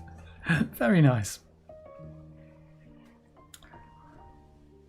While this is loading, let's just have a think what we want to do next. So if this is now done here, what would be the next logical thing to use? Perhaps the doors? The doors, I think I don't need to do in Substance Painter at all, unless we wanted to give the metal a little bit of wear. We could possibly do that. Why don't we do that? Let's just give them a tad of wear. It's my UV unmapping. So that looks not bad, I think. Is that packed already? I think it might be. Well, it's now slightly better. Okay, good. it'll be totally fine. Those are now the doors, and we just put them in without doing anything about it. Just put glass behind it. Here, there we go. Starter essentials. We don't have it. So here what's supposed to happen is you go here and then you go to content and then you say starter content. And then you just put that in here. It takes a couple of minutes and then, you know, but hey, it's just not the epic way. Starter content, here it is. And now I can go and use that, migrate that out into my other project, which is here in the content folder, and that'll give us our glass material. I mean, there's all kinds of glass materials you get from Fab, but we don't need to worry about those things. Because now, starter content, check, materials. M glass. I mean, it's good enough. It's glass.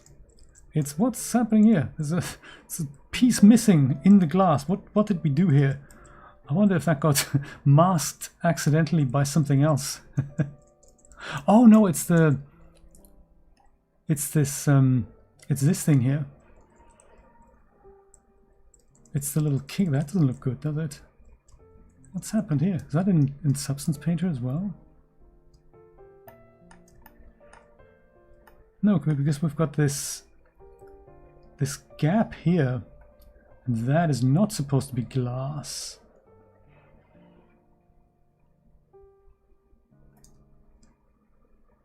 That's a bit weird, isn't it? This also looks much more low poly than what I've got in here, so I'm wondering. I do have a couple of modifiers on here. I don't have modifiers on it. Why does...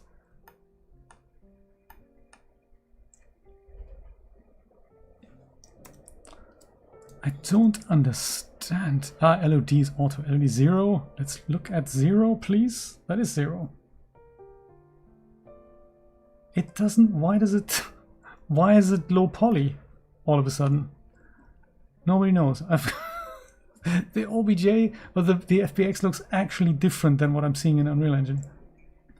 Why? That makes no sense, does it?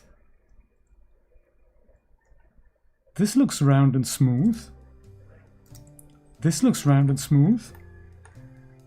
I don't see modifiers on here.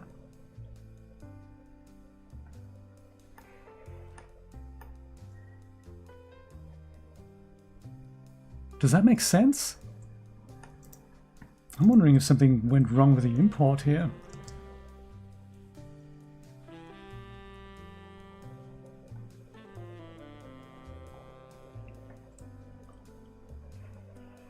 Re-import with mesh dialog.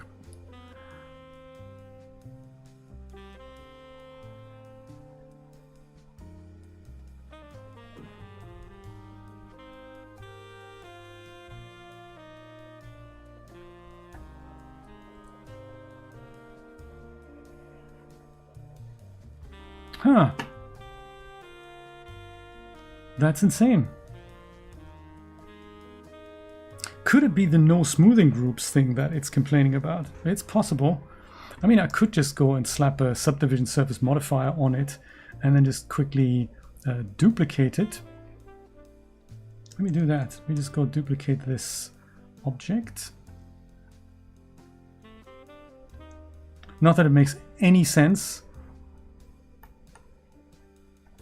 Yeah, let's do 2 levels of that. It looks a little bit crazy on the back here, but everything else is fine. Oh, we can use simple. Actually, then the back is also good. And if we have a look at wireframe, so now it should have more geometry. I don't know if box office V2 is that going to look better? I mean, I'm as perplexed about it as you are.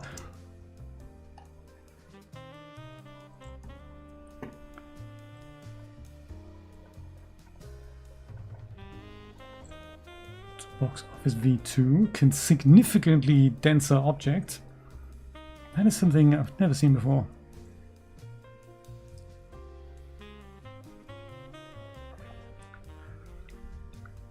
We'll leave everything as it is because that's worked thousands of times before.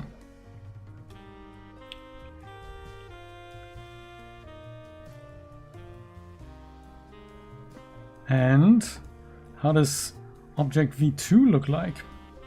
Much rounder. Why would that's totally bizarre? It's almost like it's doing a polygon reduction on import, which it really shouldn't be doing at all. Let's copy that out and put that here and here and there and there. Oh, the counter we haven't actually, not the counter, we wanted to do something else with that. And then we have the glass. Copy that, paste that in here, and glass. Boom, baby. Glass still looks terrible. Why? I don't understand.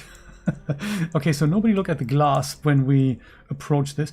Hang on a minute, this still looks fairly low poly, doesn't it? What is it doing? It could really be that it's just complaining about the smoothing groups.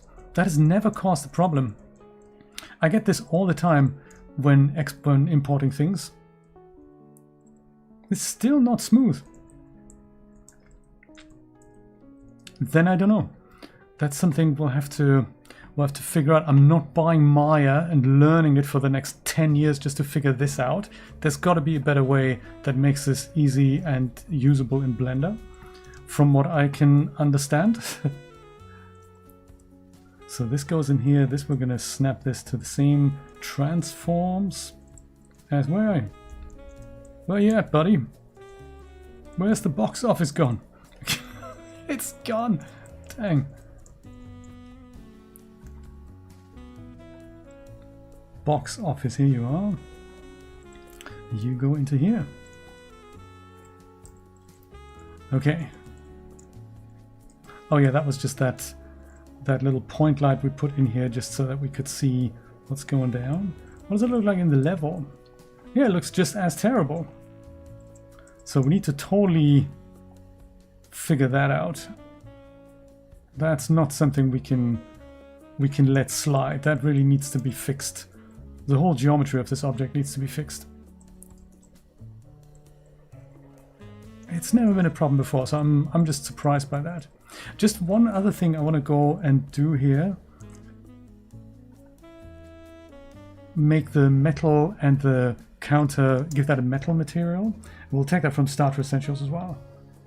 I'm sure there's metal-y stuff in metal chrome, brushed steel, brushed nickel, that sort of thing. That might be a little too reflective. Maybe that. That is this even worse. Maybe this then. No, that's just white. That isn't good either. Metal steel, how about that? I mean, aside from the scaling, or I just make my own. I can do that too. We can make our own. How about copper? Does copper better? It's all a bit like too shiny. What does it look like in here? Yeah, it's a bit too shiny, isn't it?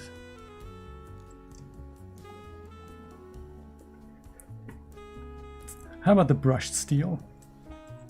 Why don't we use this? That, and we'll put it into the door frame as well. Is the door frame not affected by this too?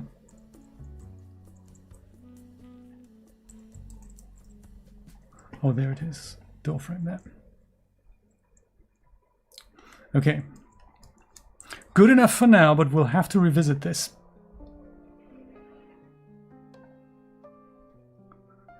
Let's see how we get on with the other stuff to build out the facade. Yeah, so these two signs here, we can probably take those out.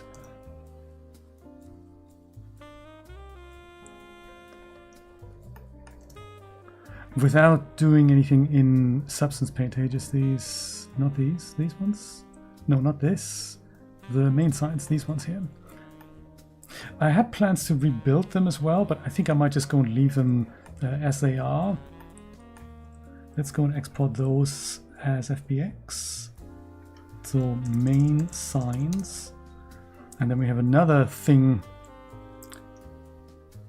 figured out. I gotta figure out where, I gotta have a look where these textures actually are. Main signage.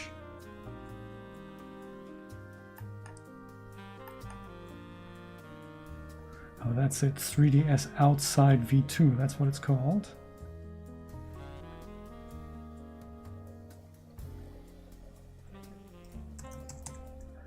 Outside v2. That's it. You can probably save those directly from here. I'll put them straight. I'll put them on my desktop for now. It'll copy it into there from there.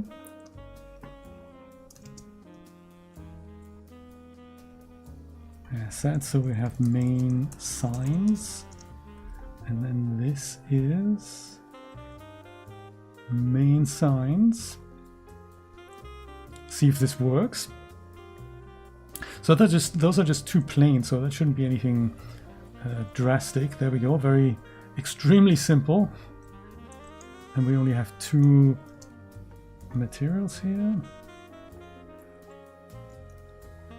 Main signs. Oops. Make a material instance. MI main signs. And then we'll put that into here. Move. And then here we'll also have the textures. And that's on my desktop. So much to do.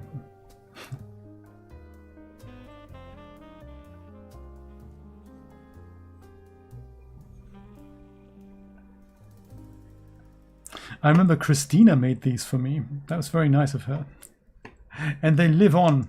And my idea was to build them out with actual 3D letters. But, you know, I decided to spend my time on better things. So these here, I have a base now, but I don't need the other ones. I'm not sure if I've got an option to clear these. I think so. Let's see what that looks like.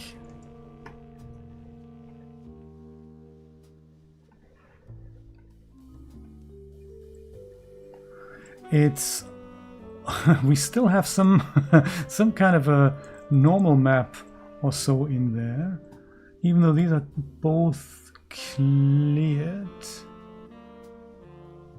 Why would that be? I may have to go make a new material for that, because this is, I don't know where this is coming from. If that's overwritten, I might just go and make a copy of that material just for this sign here. Copy that into here, and we'll call this one main sign.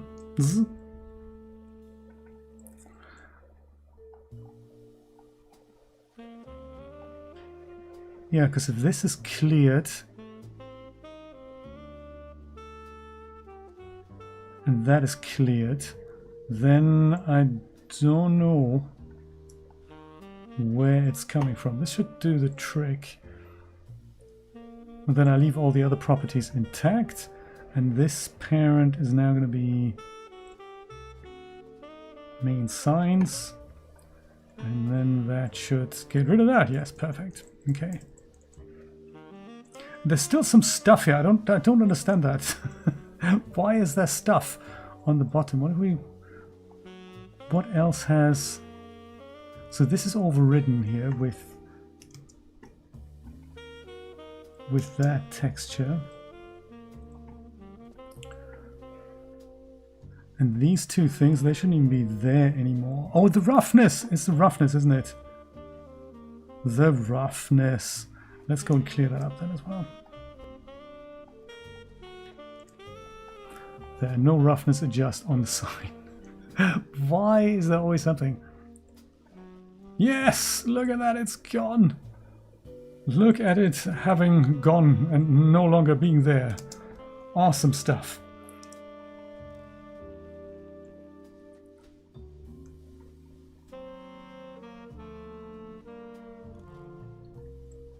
Okay, this is good. Copy that, paste that. And now we can control the emission of that sign as well here, I think. Can we? We don't. Ah, look, we don't have an emission adjustment. So let's put one in here.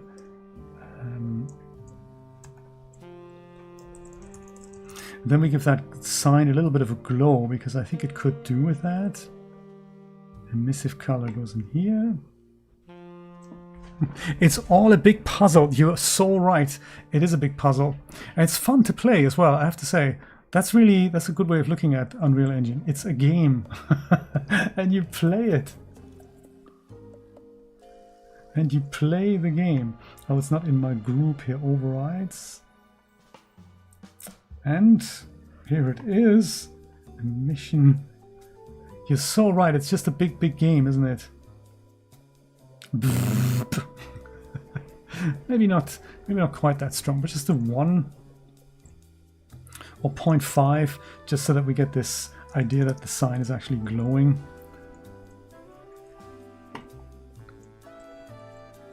Okay, we're getting there, Let's see if we can put the doors in place, and then we should have time to just knock out that building, turn it all into a blueprint so that it's one object that I can utilize, and then get rid of the rare building, or knock half of it off, and put the entrance bit in. Let's see if we can do that. And then we get to animating next Monday, I'm sure. So... such a puzzle. The doors. They were next. And all I want to do here is use a material, like a metal material, and just put a bit of wear on there. That's an easy thing we can do in Substance Painter. Save you. New project. Make it maybe 2K. And make that the doors. Okay. Get rid of this. Go into the big baking oven. Use 4K maps. Don't need ID maps. And boom! See if it works.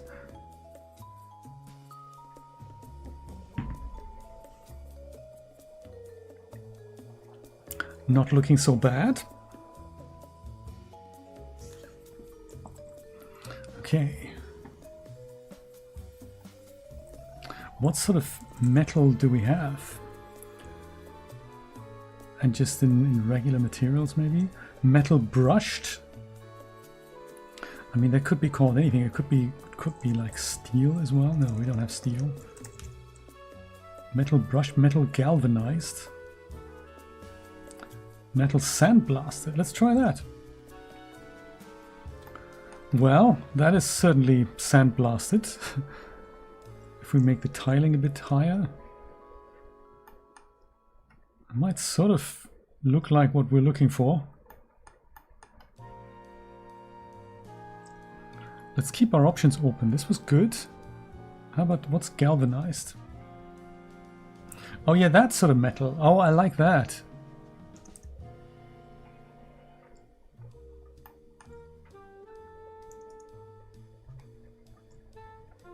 That might be nice. Let's use this.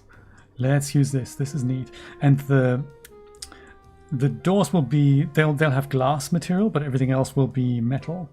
So let's see if, so we get rid of this and we just go make another material on it, which will be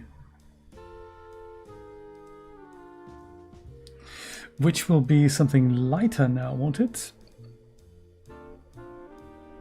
Technically we could just make it the same metal material and just make it lighter, and that's the stuff that's being revealed underneath it, like a scratch. That's the sort of thing I'm trying to do now. So with that, black mask makes everything go away. That's just a white material here, so nothing else spectacular. But then we add a generator, and we're going to use maybe an edgeware, metal edgeware generator.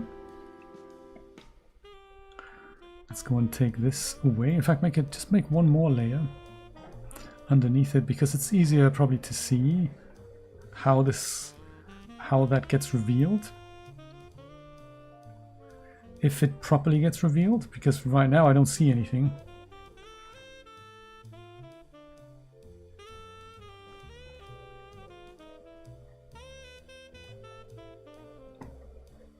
Grunge amount. I don't even see it. I don't see it happening.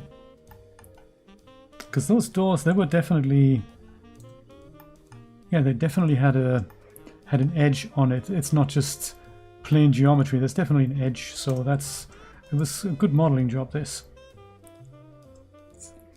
Interesting. Why don't I see anything? Let's use triplanar. Is that better? No. Also isn't. Hot. How rude is that?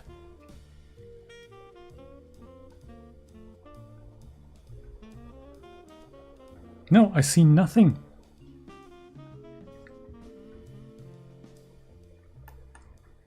I see nothing anywhere. That is bizarre. Have you seen that before? Let's use a different generator, maybe the fiberglass one. Also doesn't work. I can't believe it.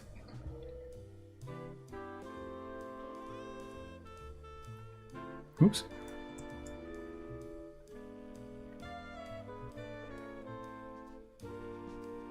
Can we look at the mask?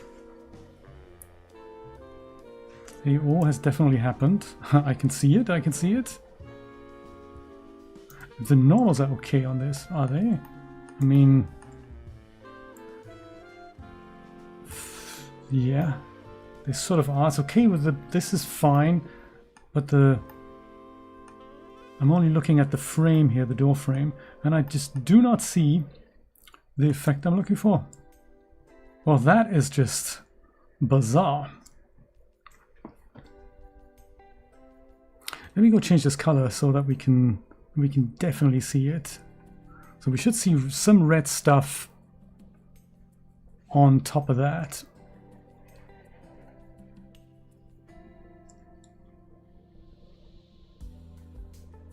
Why not? A white mask, everything is red. That's what we want, that's what we want. But let's go use a black mask and add a generator and add metal edgeware. Yes! Why didn't this work before? I don't understand. It makes no sense at all. It makes no sense at all. So just that bit of edgeware, because the doors have seen a lot of action.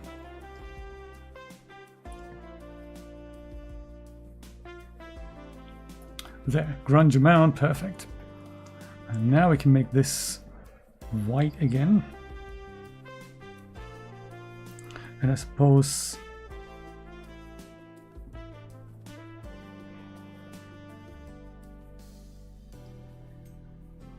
it's going to be shiny metal underneath it, and it's probably also going to be just metal underneath it, right? Yes. Just not the galvanized metal. I think I'm going to make this a bit darker here. There, and now we have these worn edges here. Might actually make that even smaller, that.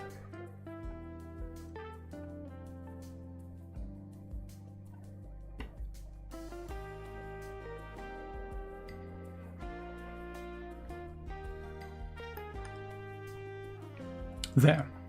So that's edge wear, and I think I might also add another layer on top for dirt. And that's the same idea, black mask and then generator. Dirt. Yes, and that looks like the ambient occlusion mask.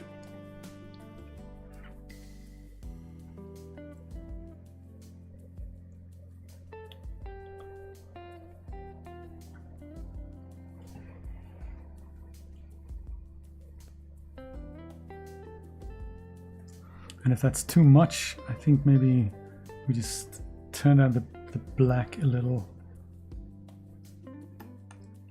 And I think also with that, the roughness in the dirt is basically 0.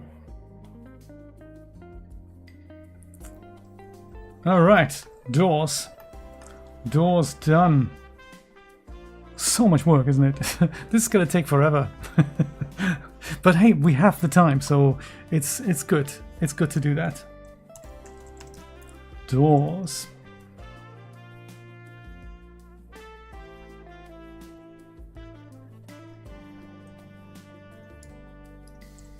And let's go and export that. Also with the Unreal Engine. Whoops, Unreal Engine packed thing. 2K should be fine, no emissive is necessary. Okay. And this goes into a new folder. Doors. And we'll see what that looks like in Unreal Engine. Doors.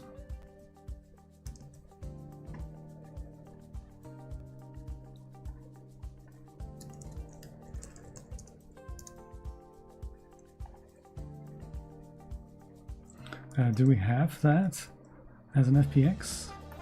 Oops, sorry, wrong app. Do we have that as an FPX? We do. We do. It'll be fine.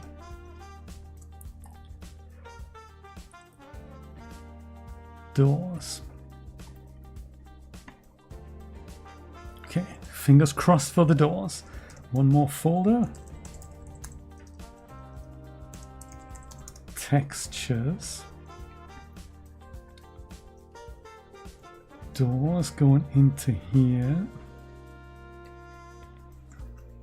I've been testing some ways to get characters into Unreal Engine, and I've decided I might use a mixture of character creator characters from Reallusion, some of the things that came as part of the people sampler, and also some DAS characters, because David's latest version of DAS to Unreal supports the rejig retargeting process that Epic have put in place since 5.6, and he's just a couple of days ago pushed out a fix for this that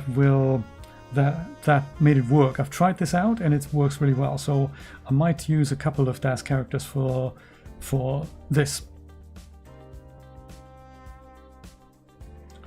Copy here into, did you do it? Yes. No, you didn't. That's totally not what I meant. Dang. Sorry about that. Abort. Material instance. Doors. I have to say 5.7 is much more sluggish than any previous version of Unreal Engine that I've used. And this is another little test project to see how well does my system cope with 5.7, and it's rocky.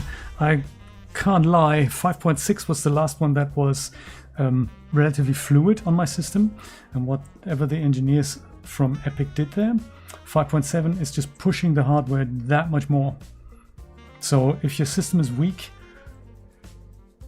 don't be shy to use a lower engine version than the latest. The latest is always the one that is still being developed, and as such, features aren't quite in there yet or could change at any moment. Always good to remember that.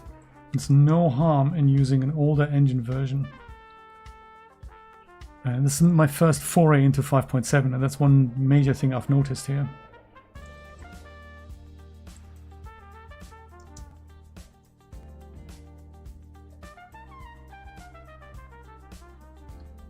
Doors. And this can now go... Oh, they have all those material zones still in there. Oh, okay. Okay, let me fix that in Blender. Yes, that's right. It still has a ton of everything. Okay, let me go and clean those up here. That's just 4,000 material zones on one object is just too much.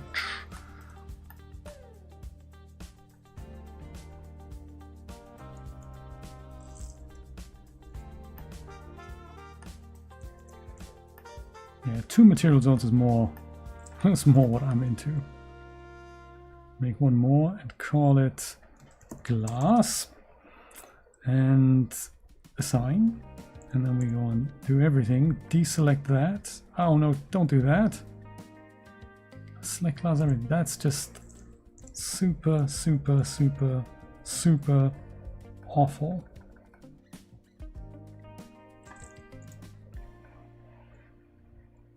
Interesting.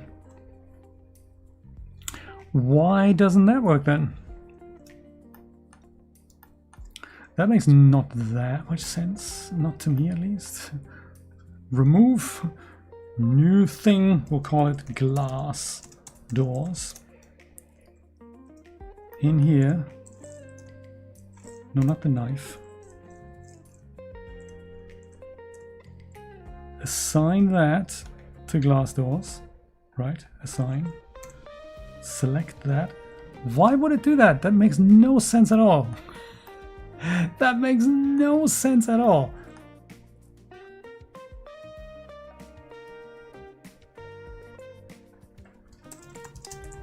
Let's call this one trash mat and assign everything to that. Is it? Yeah, perfect. Glass doors has currently got nothing. Exactly. Let's give it just these 4 faces. Right, exactly. That's it. Then we have one more that we'll call metal doors. We'll go and select everything, deselect the glass doors, and everything else is thereby the metal. Then, does it work? Yes. Then we can go and delete trash mat. And then we have the object we actually want. Let's export that. Doors, better materials, and now we re-import with this handy little button here. 2 material zones, just like the doctor ordered. That's of course the wrong one. That needs to go in here. It looks much less cool in Unreal Engine than it did a minute ago, so I might go and override the roughness so that it's a bit more dull looking. Also, this doesn't look fantastic on the side here.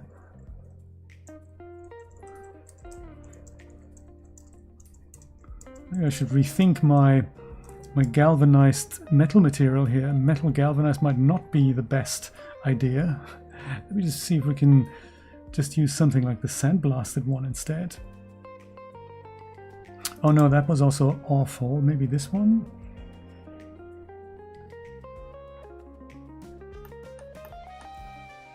That in triplanar maybe?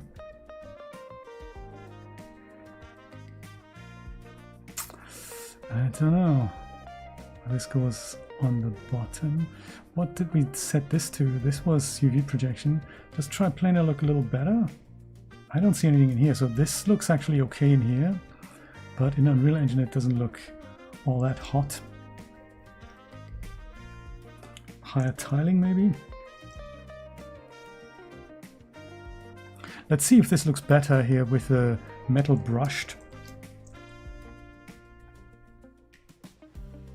Yeah, that's another thing. Speaking of enshittification, I remember in the Unreal Engine 4 days, there used to be a Substance Painter to Unreal Engine bridge, and you could literally just go save the substance material in here and you'd get an instant preview in Unreal Engine. What did they do with it? Discontinued it because, yeah, well, people liked it. They weren't paying for it, so let's make sure we're not going to have it in Unreal Engine 5. It's just such a shame.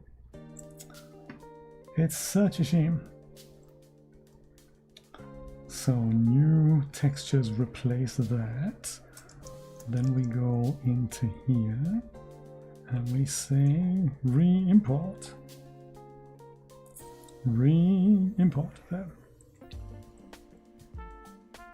There, that looks a little bit healthier. I mean, it still doesn't look fantastic, but that's probably the roughness value here. It just looks more like metal doors to me now. Let's do that. They weren't paying for it. This is probably what caused that. Yes, this is often the problem. How are we going to make money with it?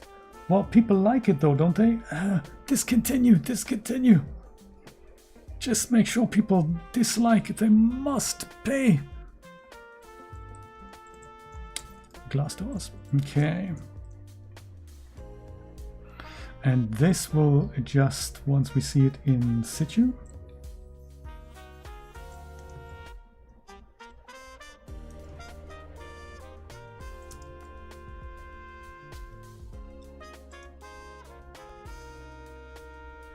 Doors.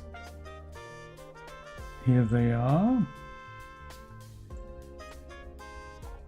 Copy positions. Select and paste positions. All right. Woohoo! Here are our doors, and yeah, they're a bit too shiny for me.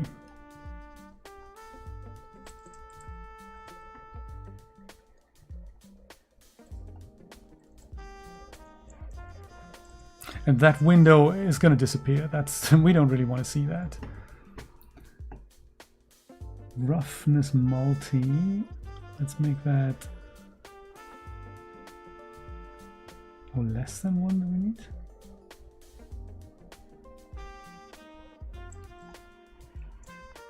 That's still very shiny.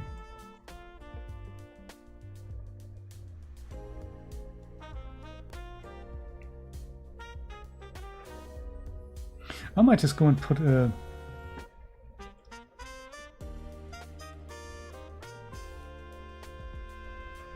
I'm just checking that all the materials are in here. Yes, they definitely are. We've got that roughness multiply value.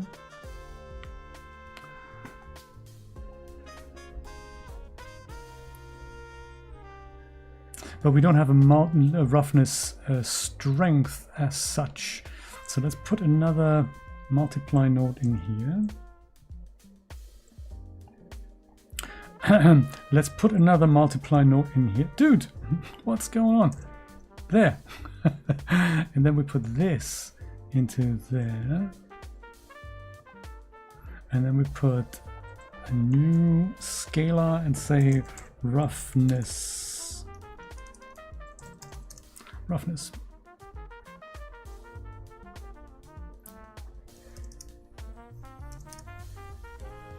So that multiplies that, but this then adjusts the actual value of it a bit down. And maybe that'll work. Yeah, that just multiplies the whatever comes out of the map. But if the overall value is too strong or too weak, then we can just adjust it with this. So if we leave multiply alone and then just dial this down, then it still isn't doing anything. Why?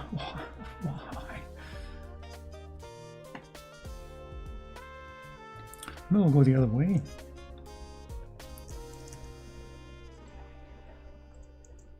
Well, I think we'll have to live with it. It doesn't look terrible, but it's also I was going for a very different effect. Perhaps we're not going to see it after all. Let's hope. Let's hope. There, that's that. So the only thing that's now missing is the theater sign on the top. Let's see if we can do that. Yes, yes, that too. The floating light bulb. Posters we'll take from the other thing. There we go. That's that sign. And it's also got a ton of materials. Let's go and destroy those.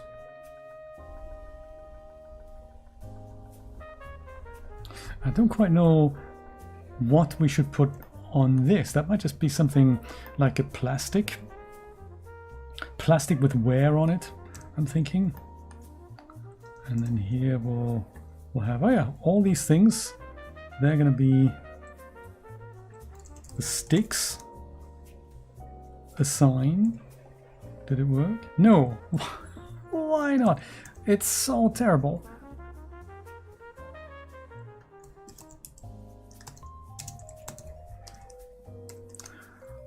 It's just so sad. Assign everything to that.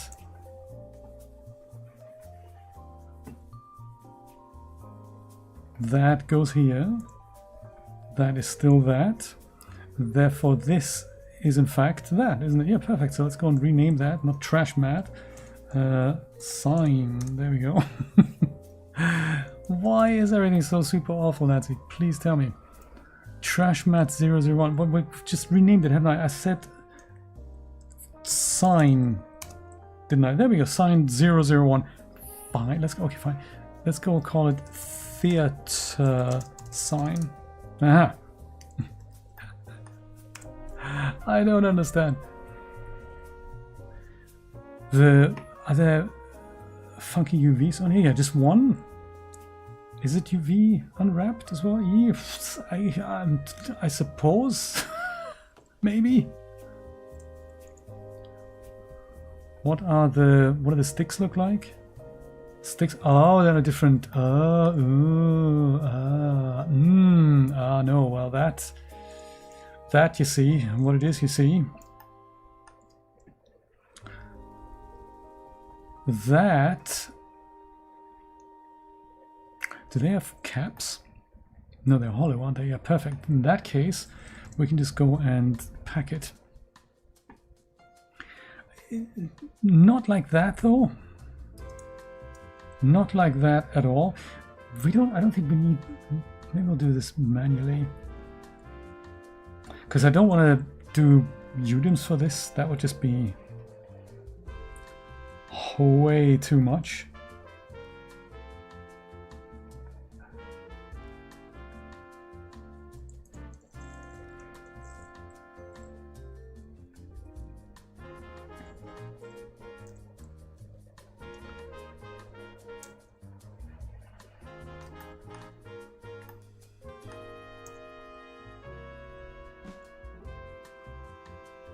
Or should we?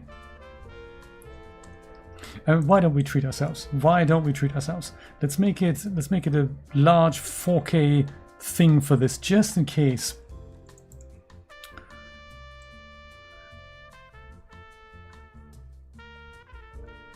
Average pack. Fine. That's our new UV map. One will be the FBX, and one will be the OBJ.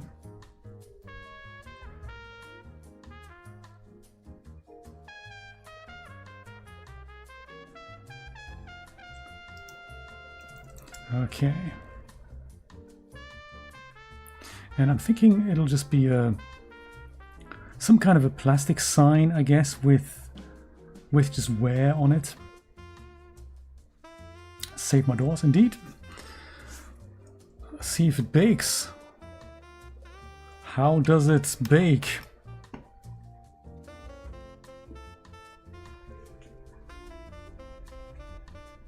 Does it bake or do we get into major trouble?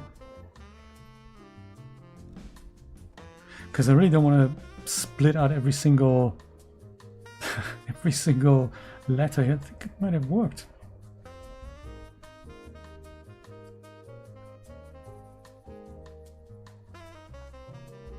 Yes! It's worked! No major issues! Alright! I'm excited! I'm very excited. Let's make it a nice 4K map. Woohoo! Nate, how's your computer doing? How's it holding up?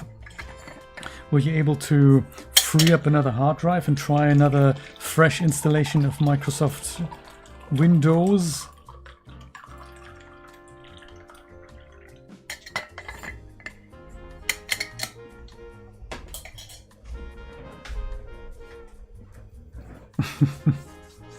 Let's hope, because nothing worse than a computer that doesn't work. It doesn't do what you need it to do. So I'm thinking I'll put the brushed metal on the sticks here. Oh, look, we've got materials here. We have materials, yes. I've forgotten to tick the one vital tick box on the OBJ export. Theater sign, no materials.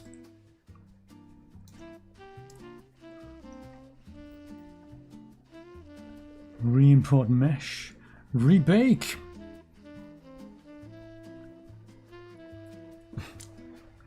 It happens.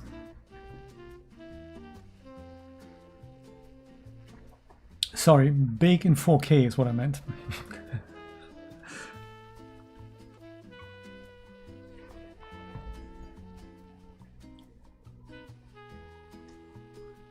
Yes, Brian's covered under 6 feet of snow. Poor Brian. Nate's computer isn't working. It's just, my God, what's going on this week? Crazy stuff. And we've got a bit of a cold spell here that's more or less just started. Yes, look at that. Perfect. We've got one material zone, and that's not the material. That's the material.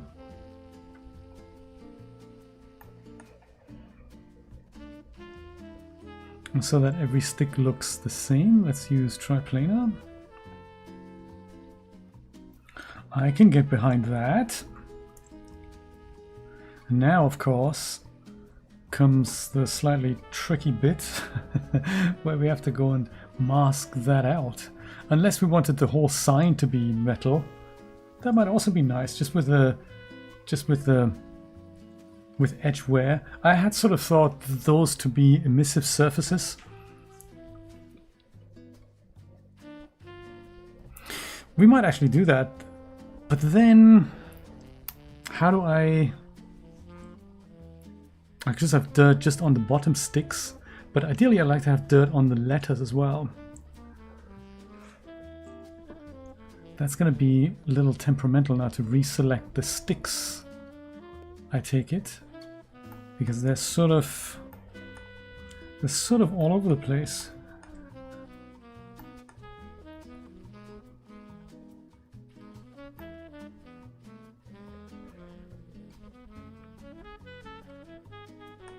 Well, let's see if we can do it.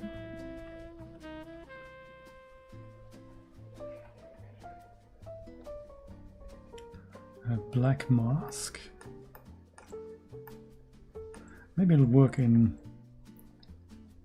3D paint layer. Might just be UV chunk fill. Yes.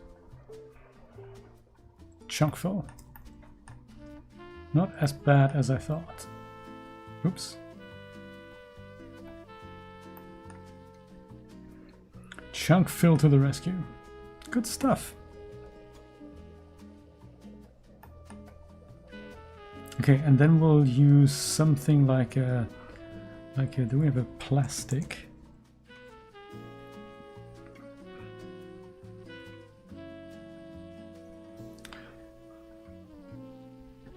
Plastic glossy, something like that.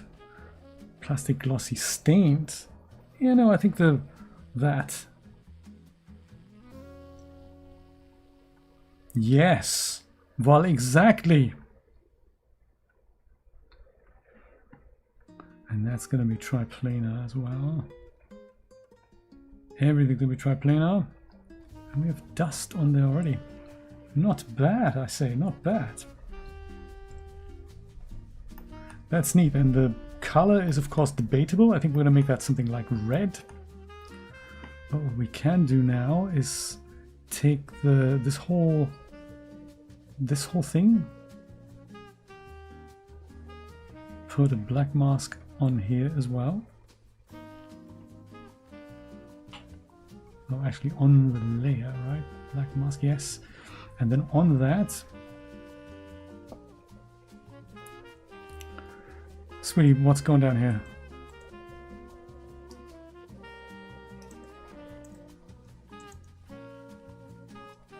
Where's my paint layer? There we go. Copy the paint layer.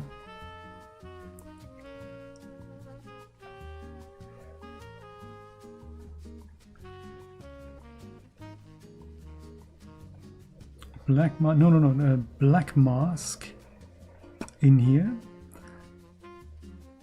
Paint layer gets pasted in here. And then we'll just invert the mask. Yes, yes, it works. It bloody works. Amazing. One more layer. That's going to be our dirt, of course.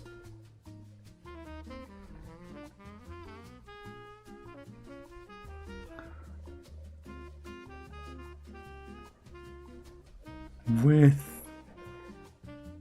black mask, generator incoming.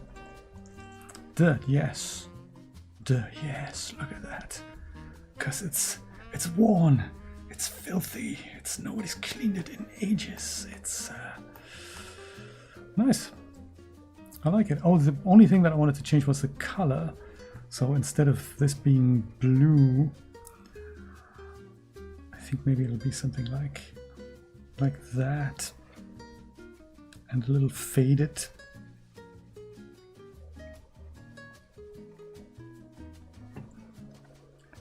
Spikes on the top, that's right. Spikes on the top. I might just make the inside bits here, they're a little bit strong, I have to say. So that's the ambient occlusion map. And we could have done this better by separating out the letters, but since it is sort of, you know, it's just a bit sad that it's so strong on the insides. I could paint that out a little bit because I do like what's happening on the outside of the letters here. I could just paint that out.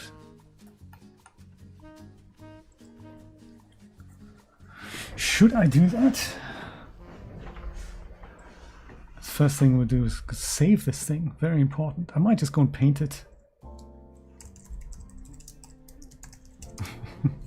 Thank you, Nancy. I appreciate it.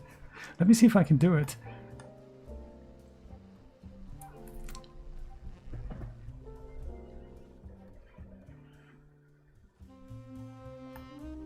Saving project. Still saving the project.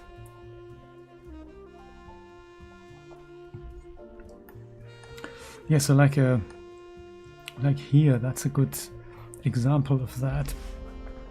Can we... That's just a dirt layer, and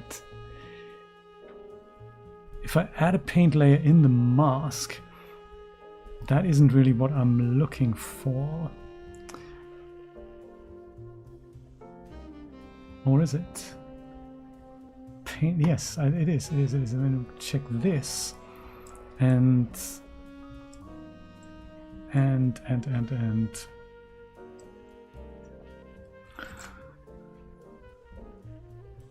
with less stroke opacity, I don't want to get rid of it completely. I just want to I just want to see if it... Do you not work today? Why you no work?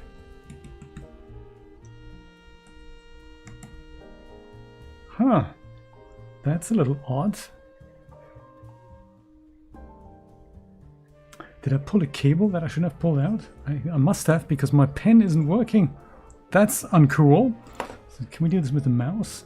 I do have another tablet here I can use. Yes, this is basically what I want. So just rub this out a little bit, and also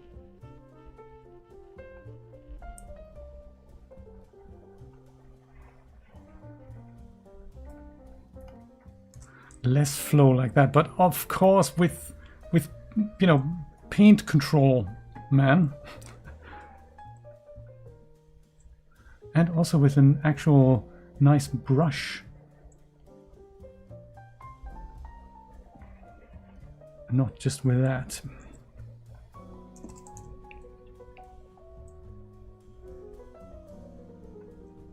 Yeah, with something like this.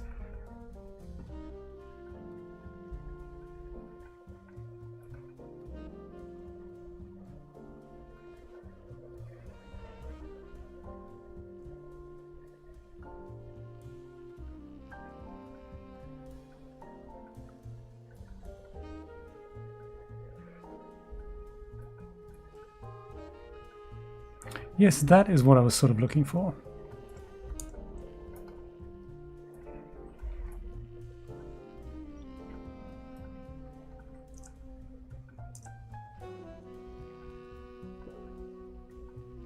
But again, not with the mouse, ideally. So why?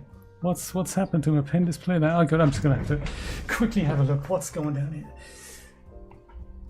Did I? Yes, I may have taken this thing out. Shouldn't have done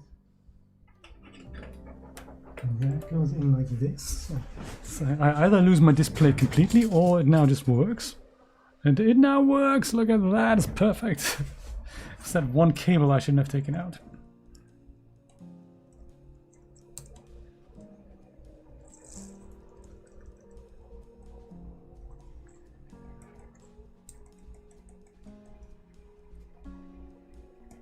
Hard to say if it's actually making it better or even worse. Or if we don't actually see it, that might also be a nice... maybe we just don't really worry about it. Let's just not worry about it, because otherwise we'd be just here for decades. Let's just bake the maps and get it out. I think that's what I'm gonna do. Bake the maps, take it out. No emissive, because we're gonna do that in Unreal Engine with the channel. 2K should be fine. Yeah, 2K should be fine. Okay, that's done it. One more folder.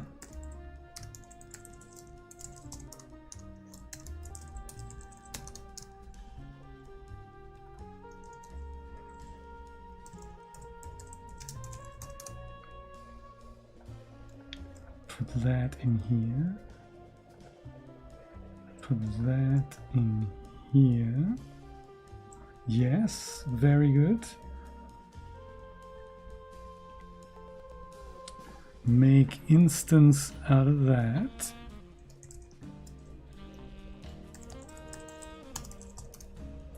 Move that into here. Then, let's see if it works. Set a sign.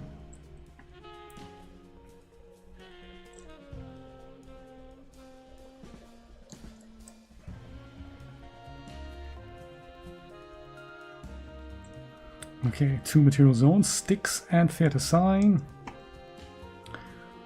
Goes onto both. Looks awful because we haven't put the correct textures in. Even though, hey, look at that. That's also a nice surprise. Why can't the sign look like that? I think that's quite neat as well.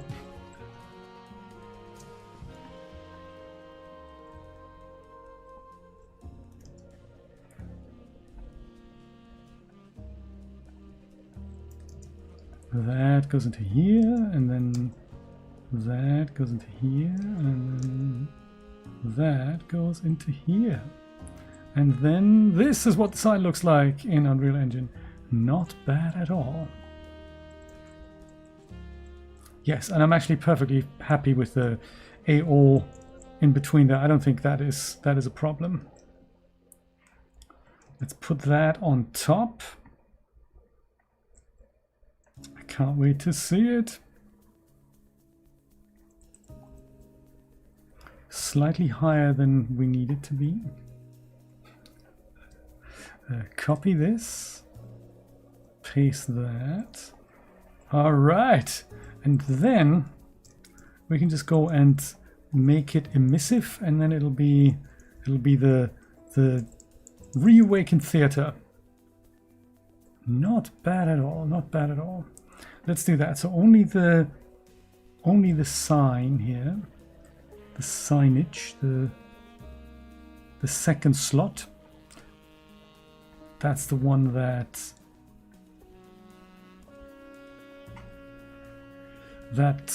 needs to get that.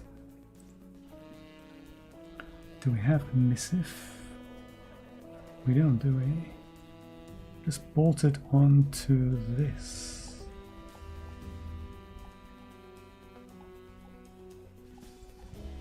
Yeah, so emissive and emissive. Oh no, I need to have a different. I'm going to use I need to make my own material for this. Probably similar to the lights that we had here with the awning.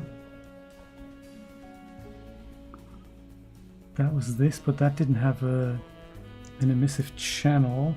We had all these awning lights, but they didn't have a texture, did they? No, they just had a color here. Okay, I'll go and make a new base material for this then. I think I might just base that on that. Copy that into here.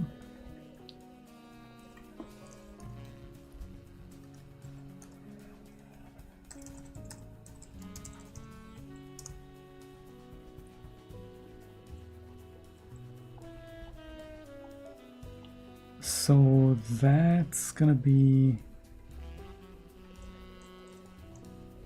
multiplied between this and scalar then.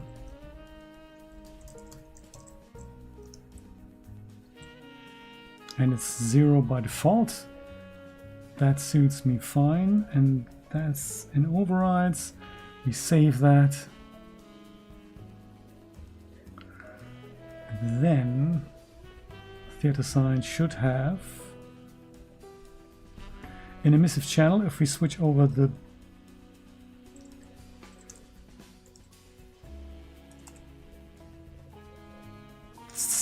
base material, MI theater sign. And here it is, emissive. All right. So if I take this over here and then have a look at this in here, and we do this here and then crank up emissive. Ta-da! Bzz, there we go, that's nice. People from miles away will see this is definitely a theater.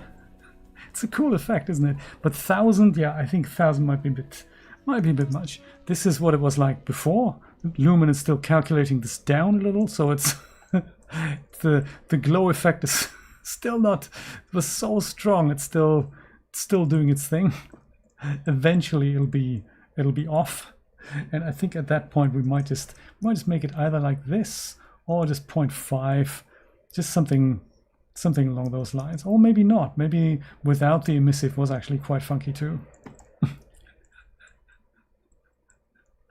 You can totally read that, especially when it's really, really dark at night.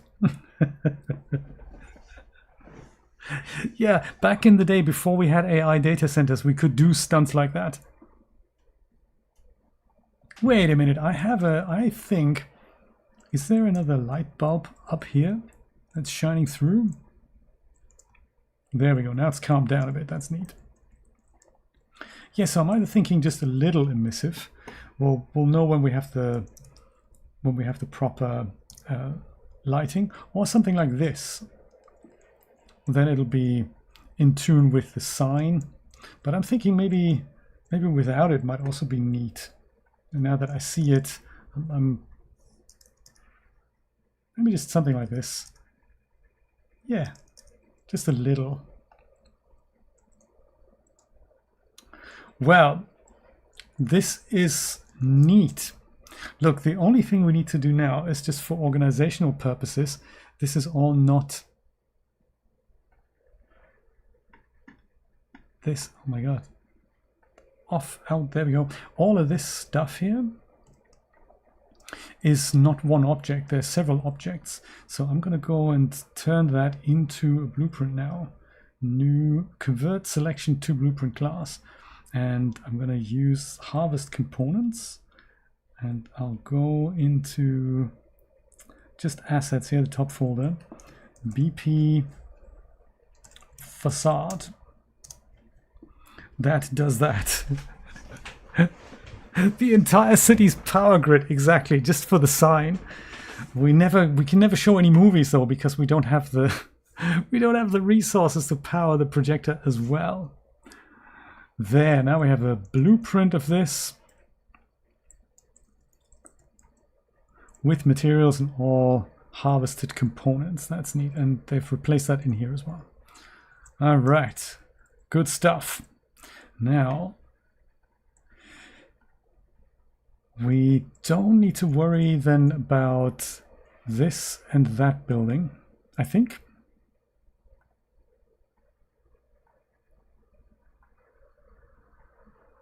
Because this is the one that we need to separate and do stuff with. So on one hand, we could leave the door, or we can, the roof, or we could just go and get rid of the roof and just have something like this. That might also work. So I might just go and get rid of that building altogether. And all we need now is that little room behind here. And it's that room that we're going to find ourselves in when we enter. So that might actually be the easiest thing. That's right, they can now row to the theater, literally row underneath it.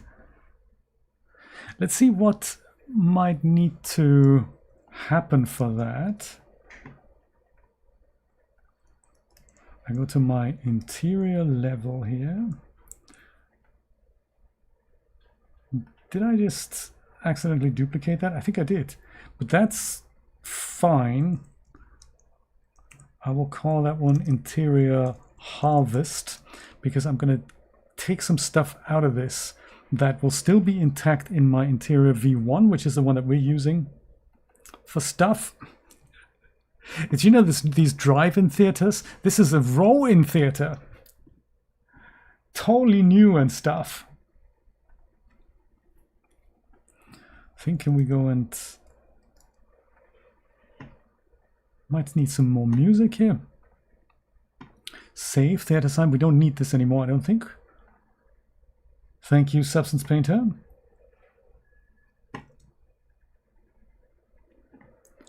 There we go. That was Ennio Mono. What else can we listen to? Maybe the Dreamy Beats, also good. Haven't listened to that for a while.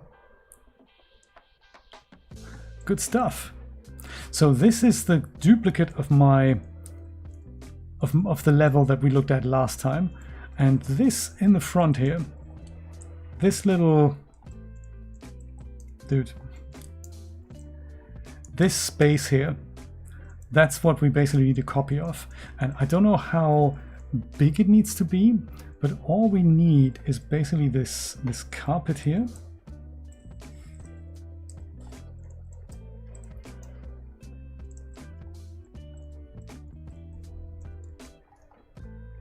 And they're indeed carpet tiles, huh? So I think what I might do is, just like what I did a moment ago, go grab all this and turn it. I think we might as well just look into this direction here. Grab all these things and turn it into a standalone blueprint.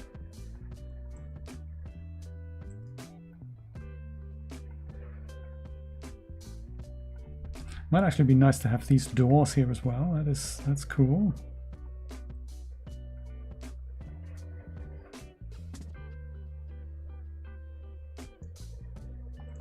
And before I harvest anything out, I might actually put this out into its own level as well.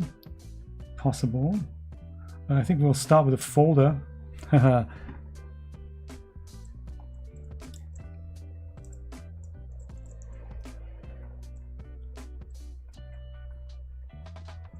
That, and even this, and that, including the ceiling and all these bits and pieces here.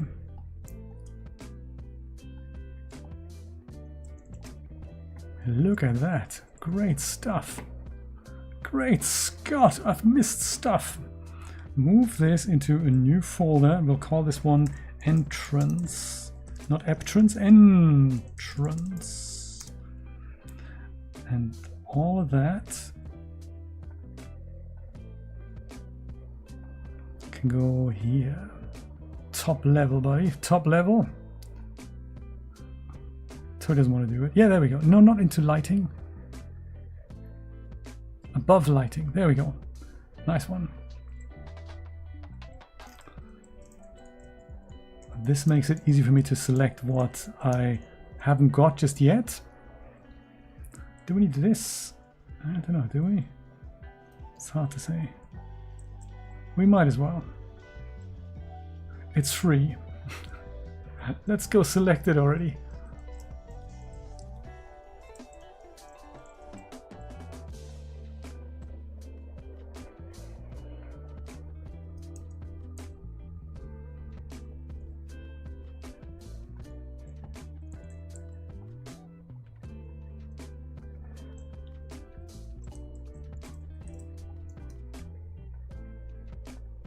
And once I know that I have everything,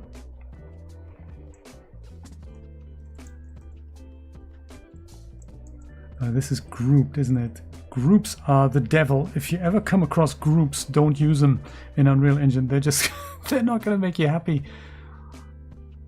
Groups, they're meant to be a helper for selections. But they don't really work all that reliably.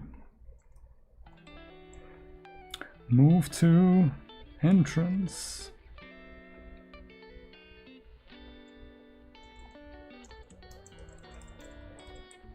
Skirting board, why not?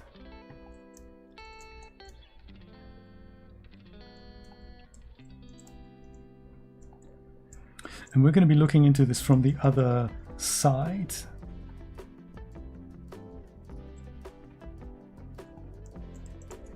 Like we'll basically see this.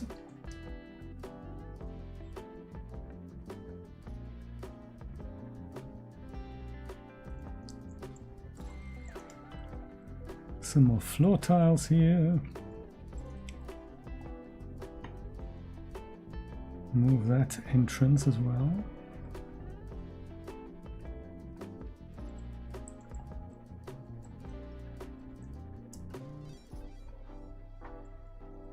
Exit signs and all.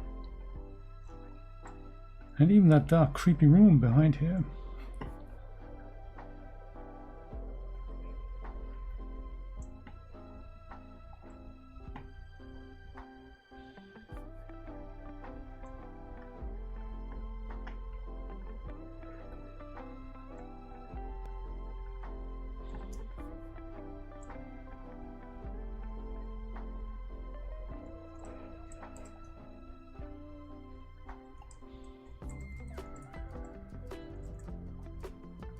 Yeah, these trash cans here I might use are outside. They're much better than the ones that we have. And it might encourage people to leave their trash outside or their drinks, because we want them to buy our expensive drinks on the inside of the movie theater.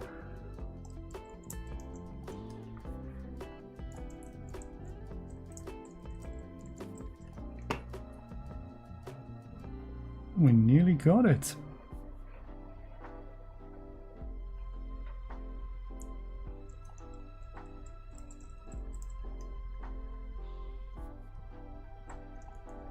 Okay, all of this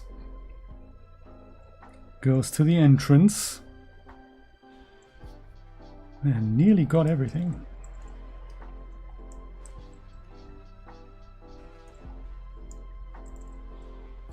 If they had organized this, it would be much easier to select, but it's fine.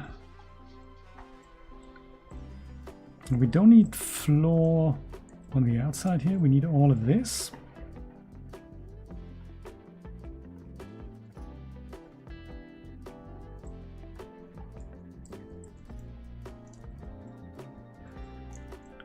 And then the ceiling bit here.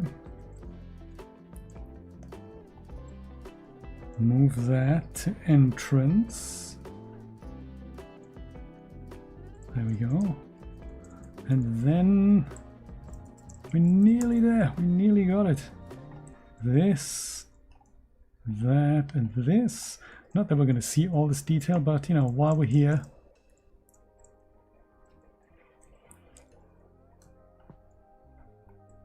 Oh, what, really?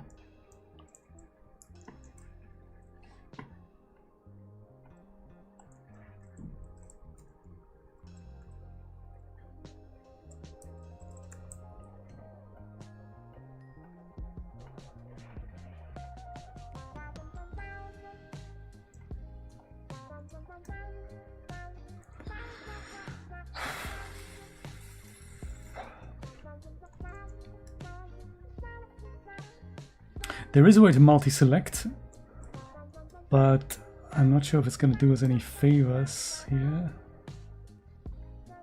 Wonder if the lights are individual objects or if they are part of the ceiling. Probably individuals.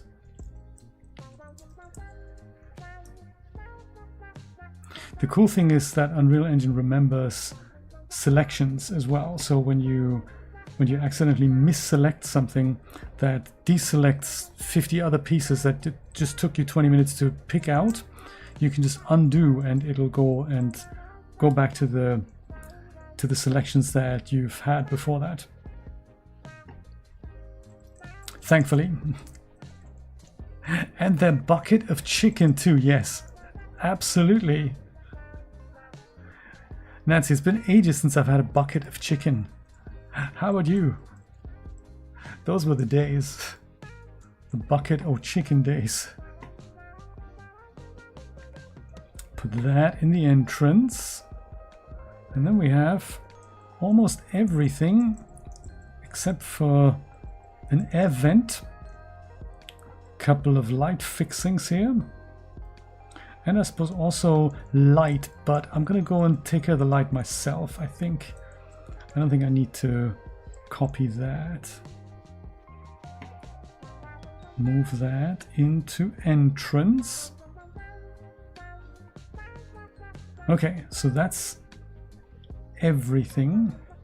That should be pretty cool. So go and I'll select all descendants in this folder, and then I'll go and turn all of this into a blueprint. Right, yes, me too. Helps if Kentucky Fried Chicken is sort of in the walking distance. I'll put that right into assets. Should I make a new folder for entrance here? No, it's just going to go in the top. Just go on the top here, and it'll be called BP Entrance Hallway. Entrance is fine. BP entrance.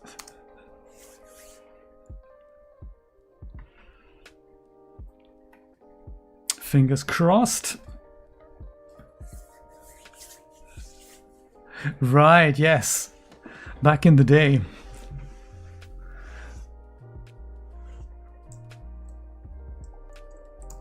Well, there we go. That's our entrance. And this will just go and bolt behind where it needs to be.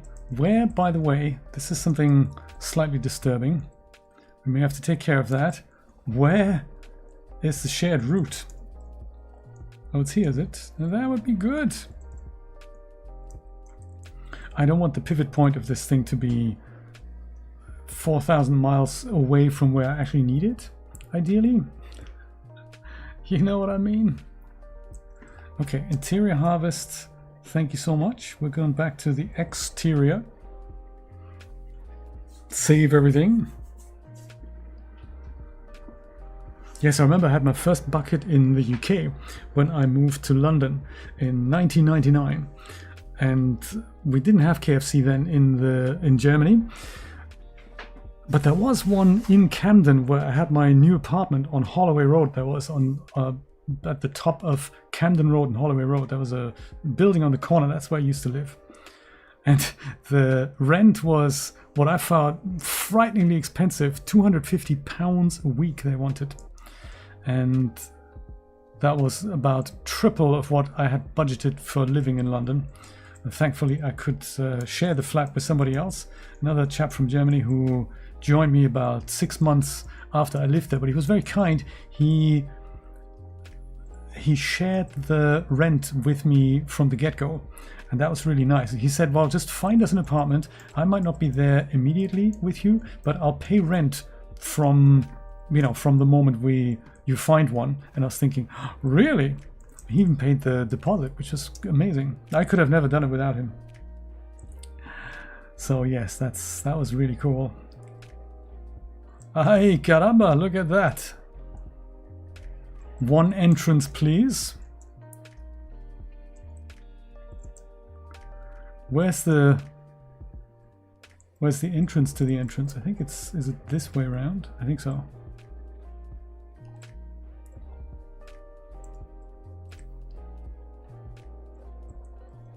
Where's the floor?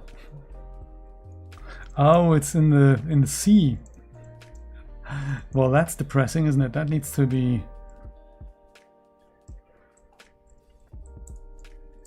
We need to find a way to not have the water go on the. That's just bad. There we go. That's much better.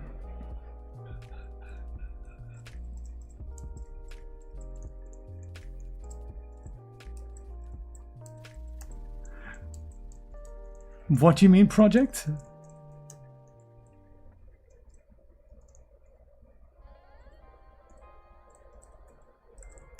Okay, well, that's not bad at all.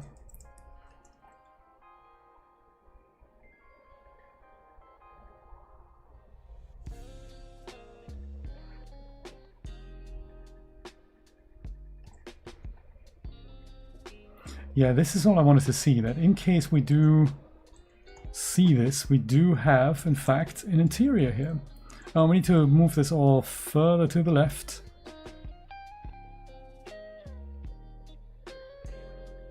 Yeah, maybe to here. That works, doesn't it?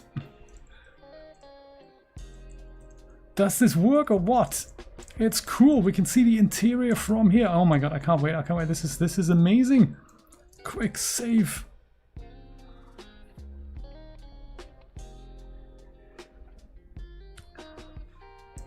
Now we also need to probably see the street here. All we need is a wee bit of light on the inside and then we're good. Oh, we may also need to have something that isn't bricks behind here. We'll worry about that later. We're fine. We're okay with the bricks maybe. Yeah, all we need here, we have a few lights in here already. All we need is a bit of a good old-fashioned rectangle light. Rectangle. Where you at, buddy? Yes! Rectangle light! Illuminate! Probably one large one is enough. Somewhere around the center door here, perhaps? Oh, we have two. I think if we make it large enough, we're gonna be just fine. Oh, sorry, I didn't see your comment then earlier. No, this isn't a game, this is for a cinematic. When I do streams, I always have this title sequence that that comes in, and it's a reinvigoration of that, basically. So it's something that I built on stream about... Well, in 2019 was when I made the current one, and it's lasted me so many good years, but it's a little cumbersome to update, and I wanted to have it refreshed, so I'm rebuilding it in Unreal Engine and adding some bells and whistles to it. So welcome, by the way, welcome. I'm doing this every Monday, or that's the plan. I used to do this fairly regularly, building 3D things on stream, but I just haven't had the time for a while. So yeah, this is it coming back, hopefully. This might be a little harsh, maybe make that 100. And the 2 point lights in the beginning, they're also just, you know, for show. But yeah, now we have this illusion of there being that cinema interior behind it. So haha. This here, I think we can... Yeah, we could put that in here. It doesn't really matter. It's just this was just a stand in here. Yeah, so there's no gameplay. This is just a rendered animation. And this is what it's going to look like. Let me show you. We haven't seen this actually today. This is my rough. So I'm just building this out, and then eventually we're going to go and fill this with people and lots of people walking around, and they're all going to see a movie. So it starts here.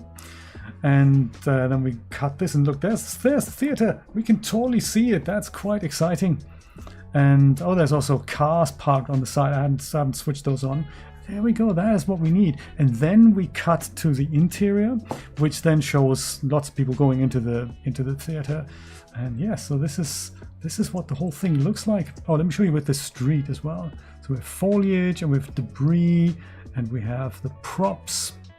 And that's all the cars parked on the side here. There we go. And bicycles. It is Amsterdam after all, so we may have to find a way to go and put some bicycle riders in there. So and popcorn. Get that popcorn popping, exactly.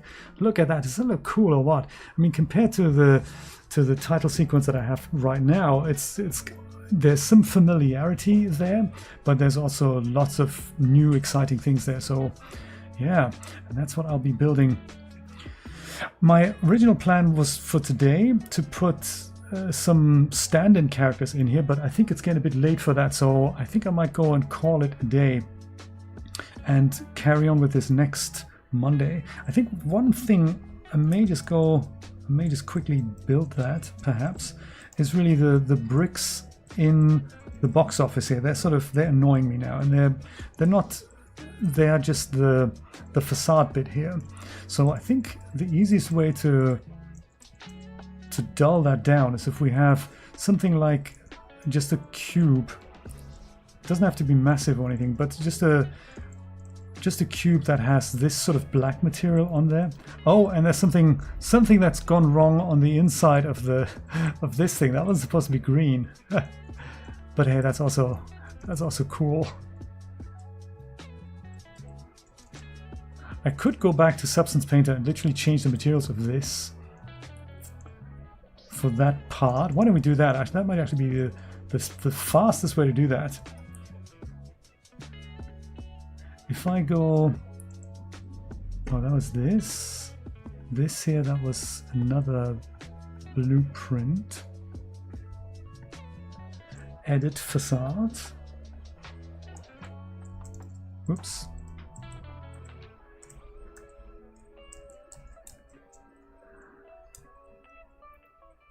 So that's pretty close to that door and that door. So I think that might be able to fix that in Substance Painter real quick. Let's do that. Let's do it. Then we're done with it, and then we can start animating next week.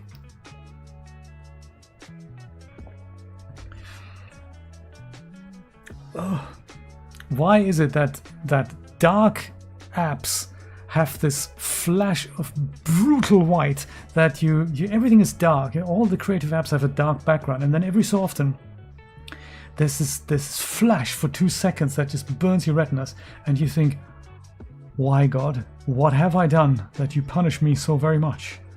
I wonder, Or is it Adobe that I should be praying for not to do that anymore? Or is it Microsoft perhaps? Back wall V2.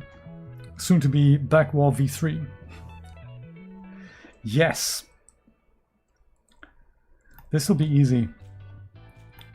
This is that bricky part that we see here.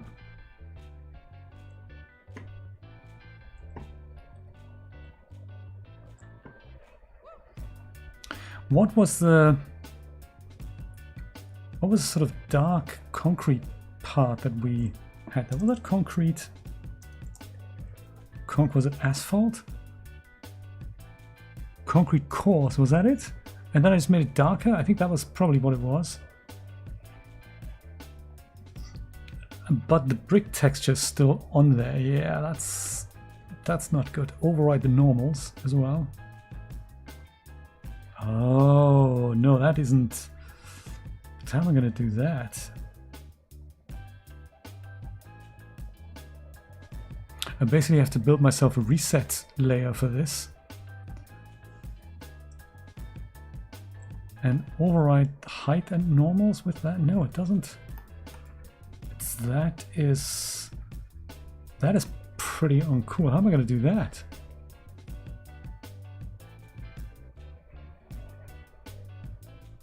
Huh. Yeah, so whatever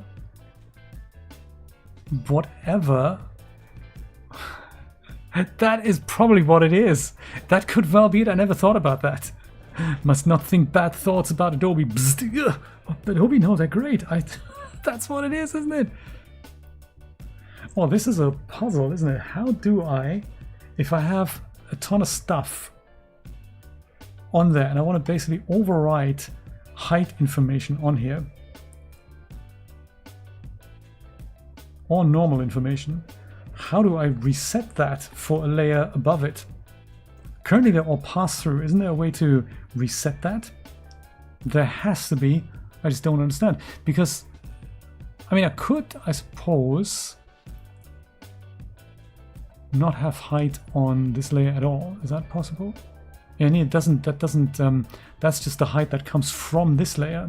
So anything that comes from layers below, that isn't something I can reset. Do I need to go and do this at the bottom of the stack? No, because then I have the same issue going up. That is pretty uncool. So say this layer here, I want that to look like this, basically. But it doesn't because there's information underneath it that doesn't get wiped out with this layer. Even if I say don't have any normals or don't have any height information. How do I do that? Answers on a postcard. It would be so super easy to now say I'm gonna go and mask this out, black mask on that layer, and then I'll just take this tool here, not this tool, this tool here even, and use that. And then, no, not that, obviously. And we just do that. And that is the material that I would then paint out, but I still see freaking bricks. How is that going to work?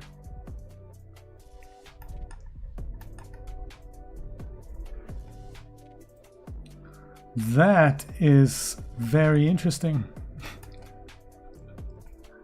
How can I overwrite height information that is coming from another layer?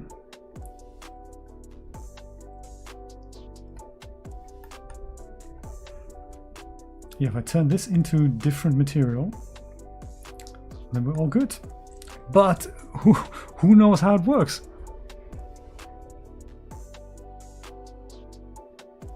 That I have to look up.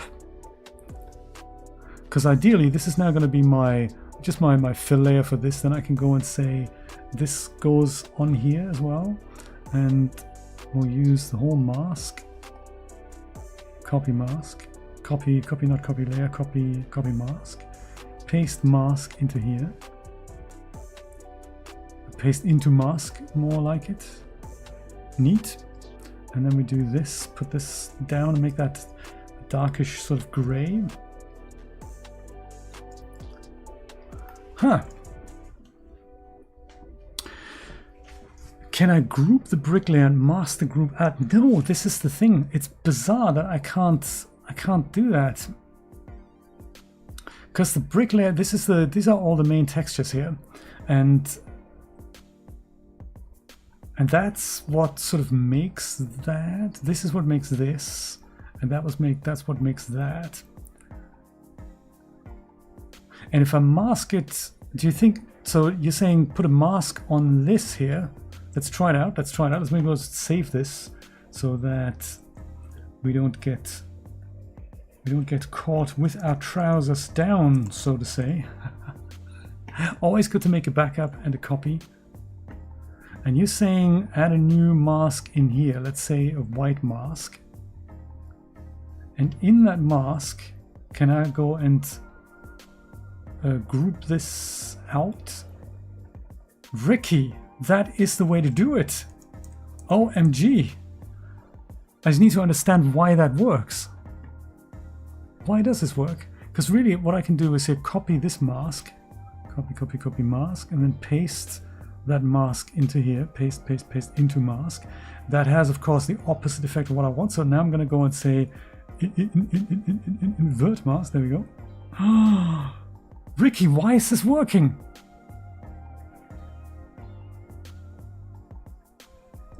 And the rest of the bricks, they still have their brick texture. Why?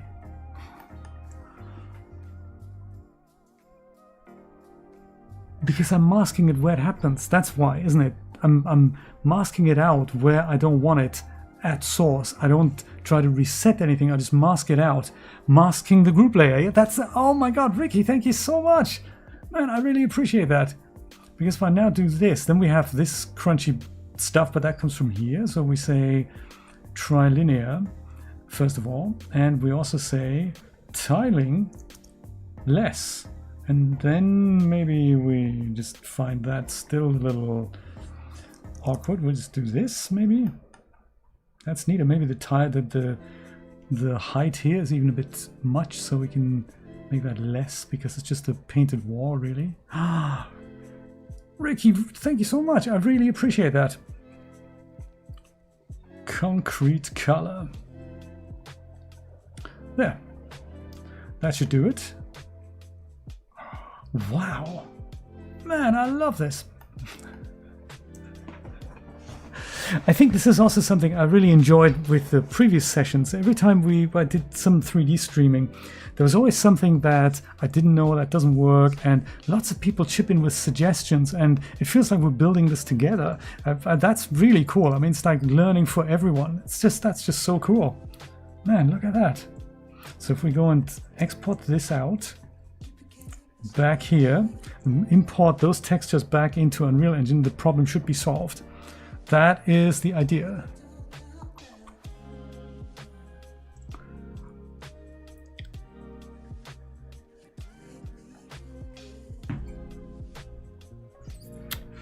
Let's see if it is in fact the case. Did I close that down? I closed that down, didn't I? Yes. If I go back to here and I say, yeah, that was closed down. Dang. So these guys, they go into back wall now. Replace, indeed. And in Unreal Engine, can you look at this? This is the part we want to vanish here in a minute. And we say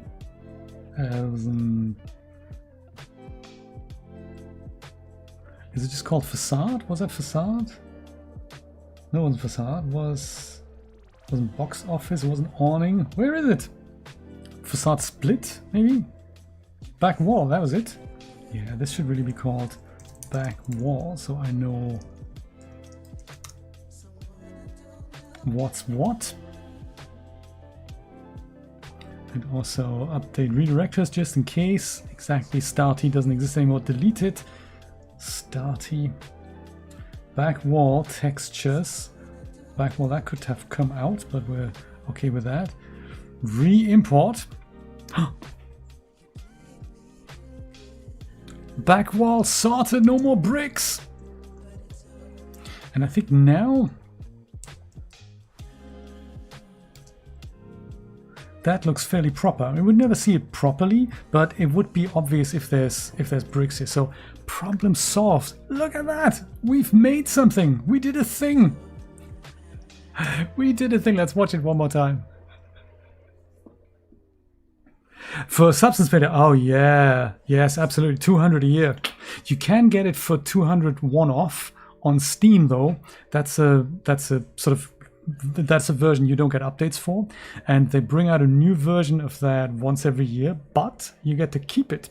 And if you are thinking of getting it, this might be a good time to do it, because the guy who originally founded Algorithmic, who then, when Adobe bought Algorithmic out a few years ago, they took the guy with him. So the guy came and advised on the project. He's just retired from Adobe a couple of months ago, and if Adobe are gonna do something, it may well happen now that it's potentially getting a wee bit enshittified.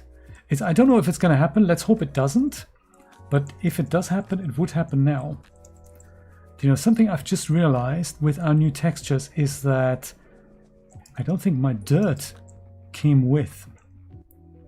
Age and wear, look at that. I have accidentally switched it off. So that, I just realized we built that and it didn't come with it. So there. These are the textures we really need to put on, because that's got all our grizzly edge wear on it. Okay, let's do it one more time. Export, sorry about that. Yes, sure. Yeah, it's on Steam. And I bought it. I got this. I have a subscription here with Adobe, but I also bought this on Steam, this particular version, because it's got really good features and I don't want them to mess it up. Also, I use it on Linux, so I needed a version that works on Linux. So the Steam version has a Linux build, whereas the Adobe subscription version does not. There's a difference though between the subscription version and the Steam version. The subscription comes with 3 apps, which is Substance Painter, Substance Designer, and Substance Sampler, as well as a ton of assets you get to pick from here. The Substance 3D library that we've been using extensively here. So every time you need a material, you can just go on here and then grab it. So they have a huge library for anything from paper to clothing to tiles to all kinds of things. You get anything and everything here, and you literally just select it, download it, use it in Substance Painter or any of the Substance apps. And you can't do that with the Steam version. The Steam version is only Substance Painter. It doesn't come with Sampler or the other one that I've forgotten its name already, because I don't tend to use it. So it's just something to be aware of. It's still a good version. It's just something to be aware of. You do get starter assets with this, with the Steam version, but they're finite. So there's still hundreds of assets that you get as part of these sort of starter assets here. So there's a ton of stuff in the library here already. But with the Substance subscription, you just get a ton more. So it's not a bad deal if you do use it a lot. The Substance subscription is in this day and age is actually a must if you need to make your own textures for all kinds of stuff from scratch. And of course, what you make with it, there we go. Now there's that edge wear on it, much cooler. And the green dirt and the wear and all that. That is cool. Ah, brilliant. Yes, you can. Yes, absolutely. So anything that you retexture, you can ship. So if this was a game and I've just retextured that wall or make all these assets, the textures that you generate with Substance Painter, you can use to sell as other assets. I don't think you can sell the original material, so like the thing that makes the bricks. But if you have a building and you put that material on there and then it's a bricked house, you can ship that as an exported texture. So that you can do. So like this whole wall with the awning and with all these bits and pieces that I've just retextured here, that I can that I could sell if I wanted to. Yeah, make that a little dimmed here. Look at that, just a hint at the fact that something's happening here, that you can buy your tickets. And our people can walk in here as well. Yes, this is going to be great. And then we're going to cut to the interior, which also looks pretty cool. Thank you very much for hanging out with me here for over 3.5 hours, guys. Really, really cool. I'm really chuffed with what we've made here, and I can't wait to dig back in next Monday, probably from 4 p.m. Eastern Standard Time, unless I feel like doing something more on the weekend. I'll be back on the weekend with more Mass Effect Andromeda on Saturday, possibly on Sunday, and planned with 3D Shenanigans on Monday. But if I feel the creative urge, I might go and do this on the weekend. No promises though. Thank you so much. Have a good week. Have a good weekend if I don't see you before that, and I'll see you soon. Take care. Bye bye.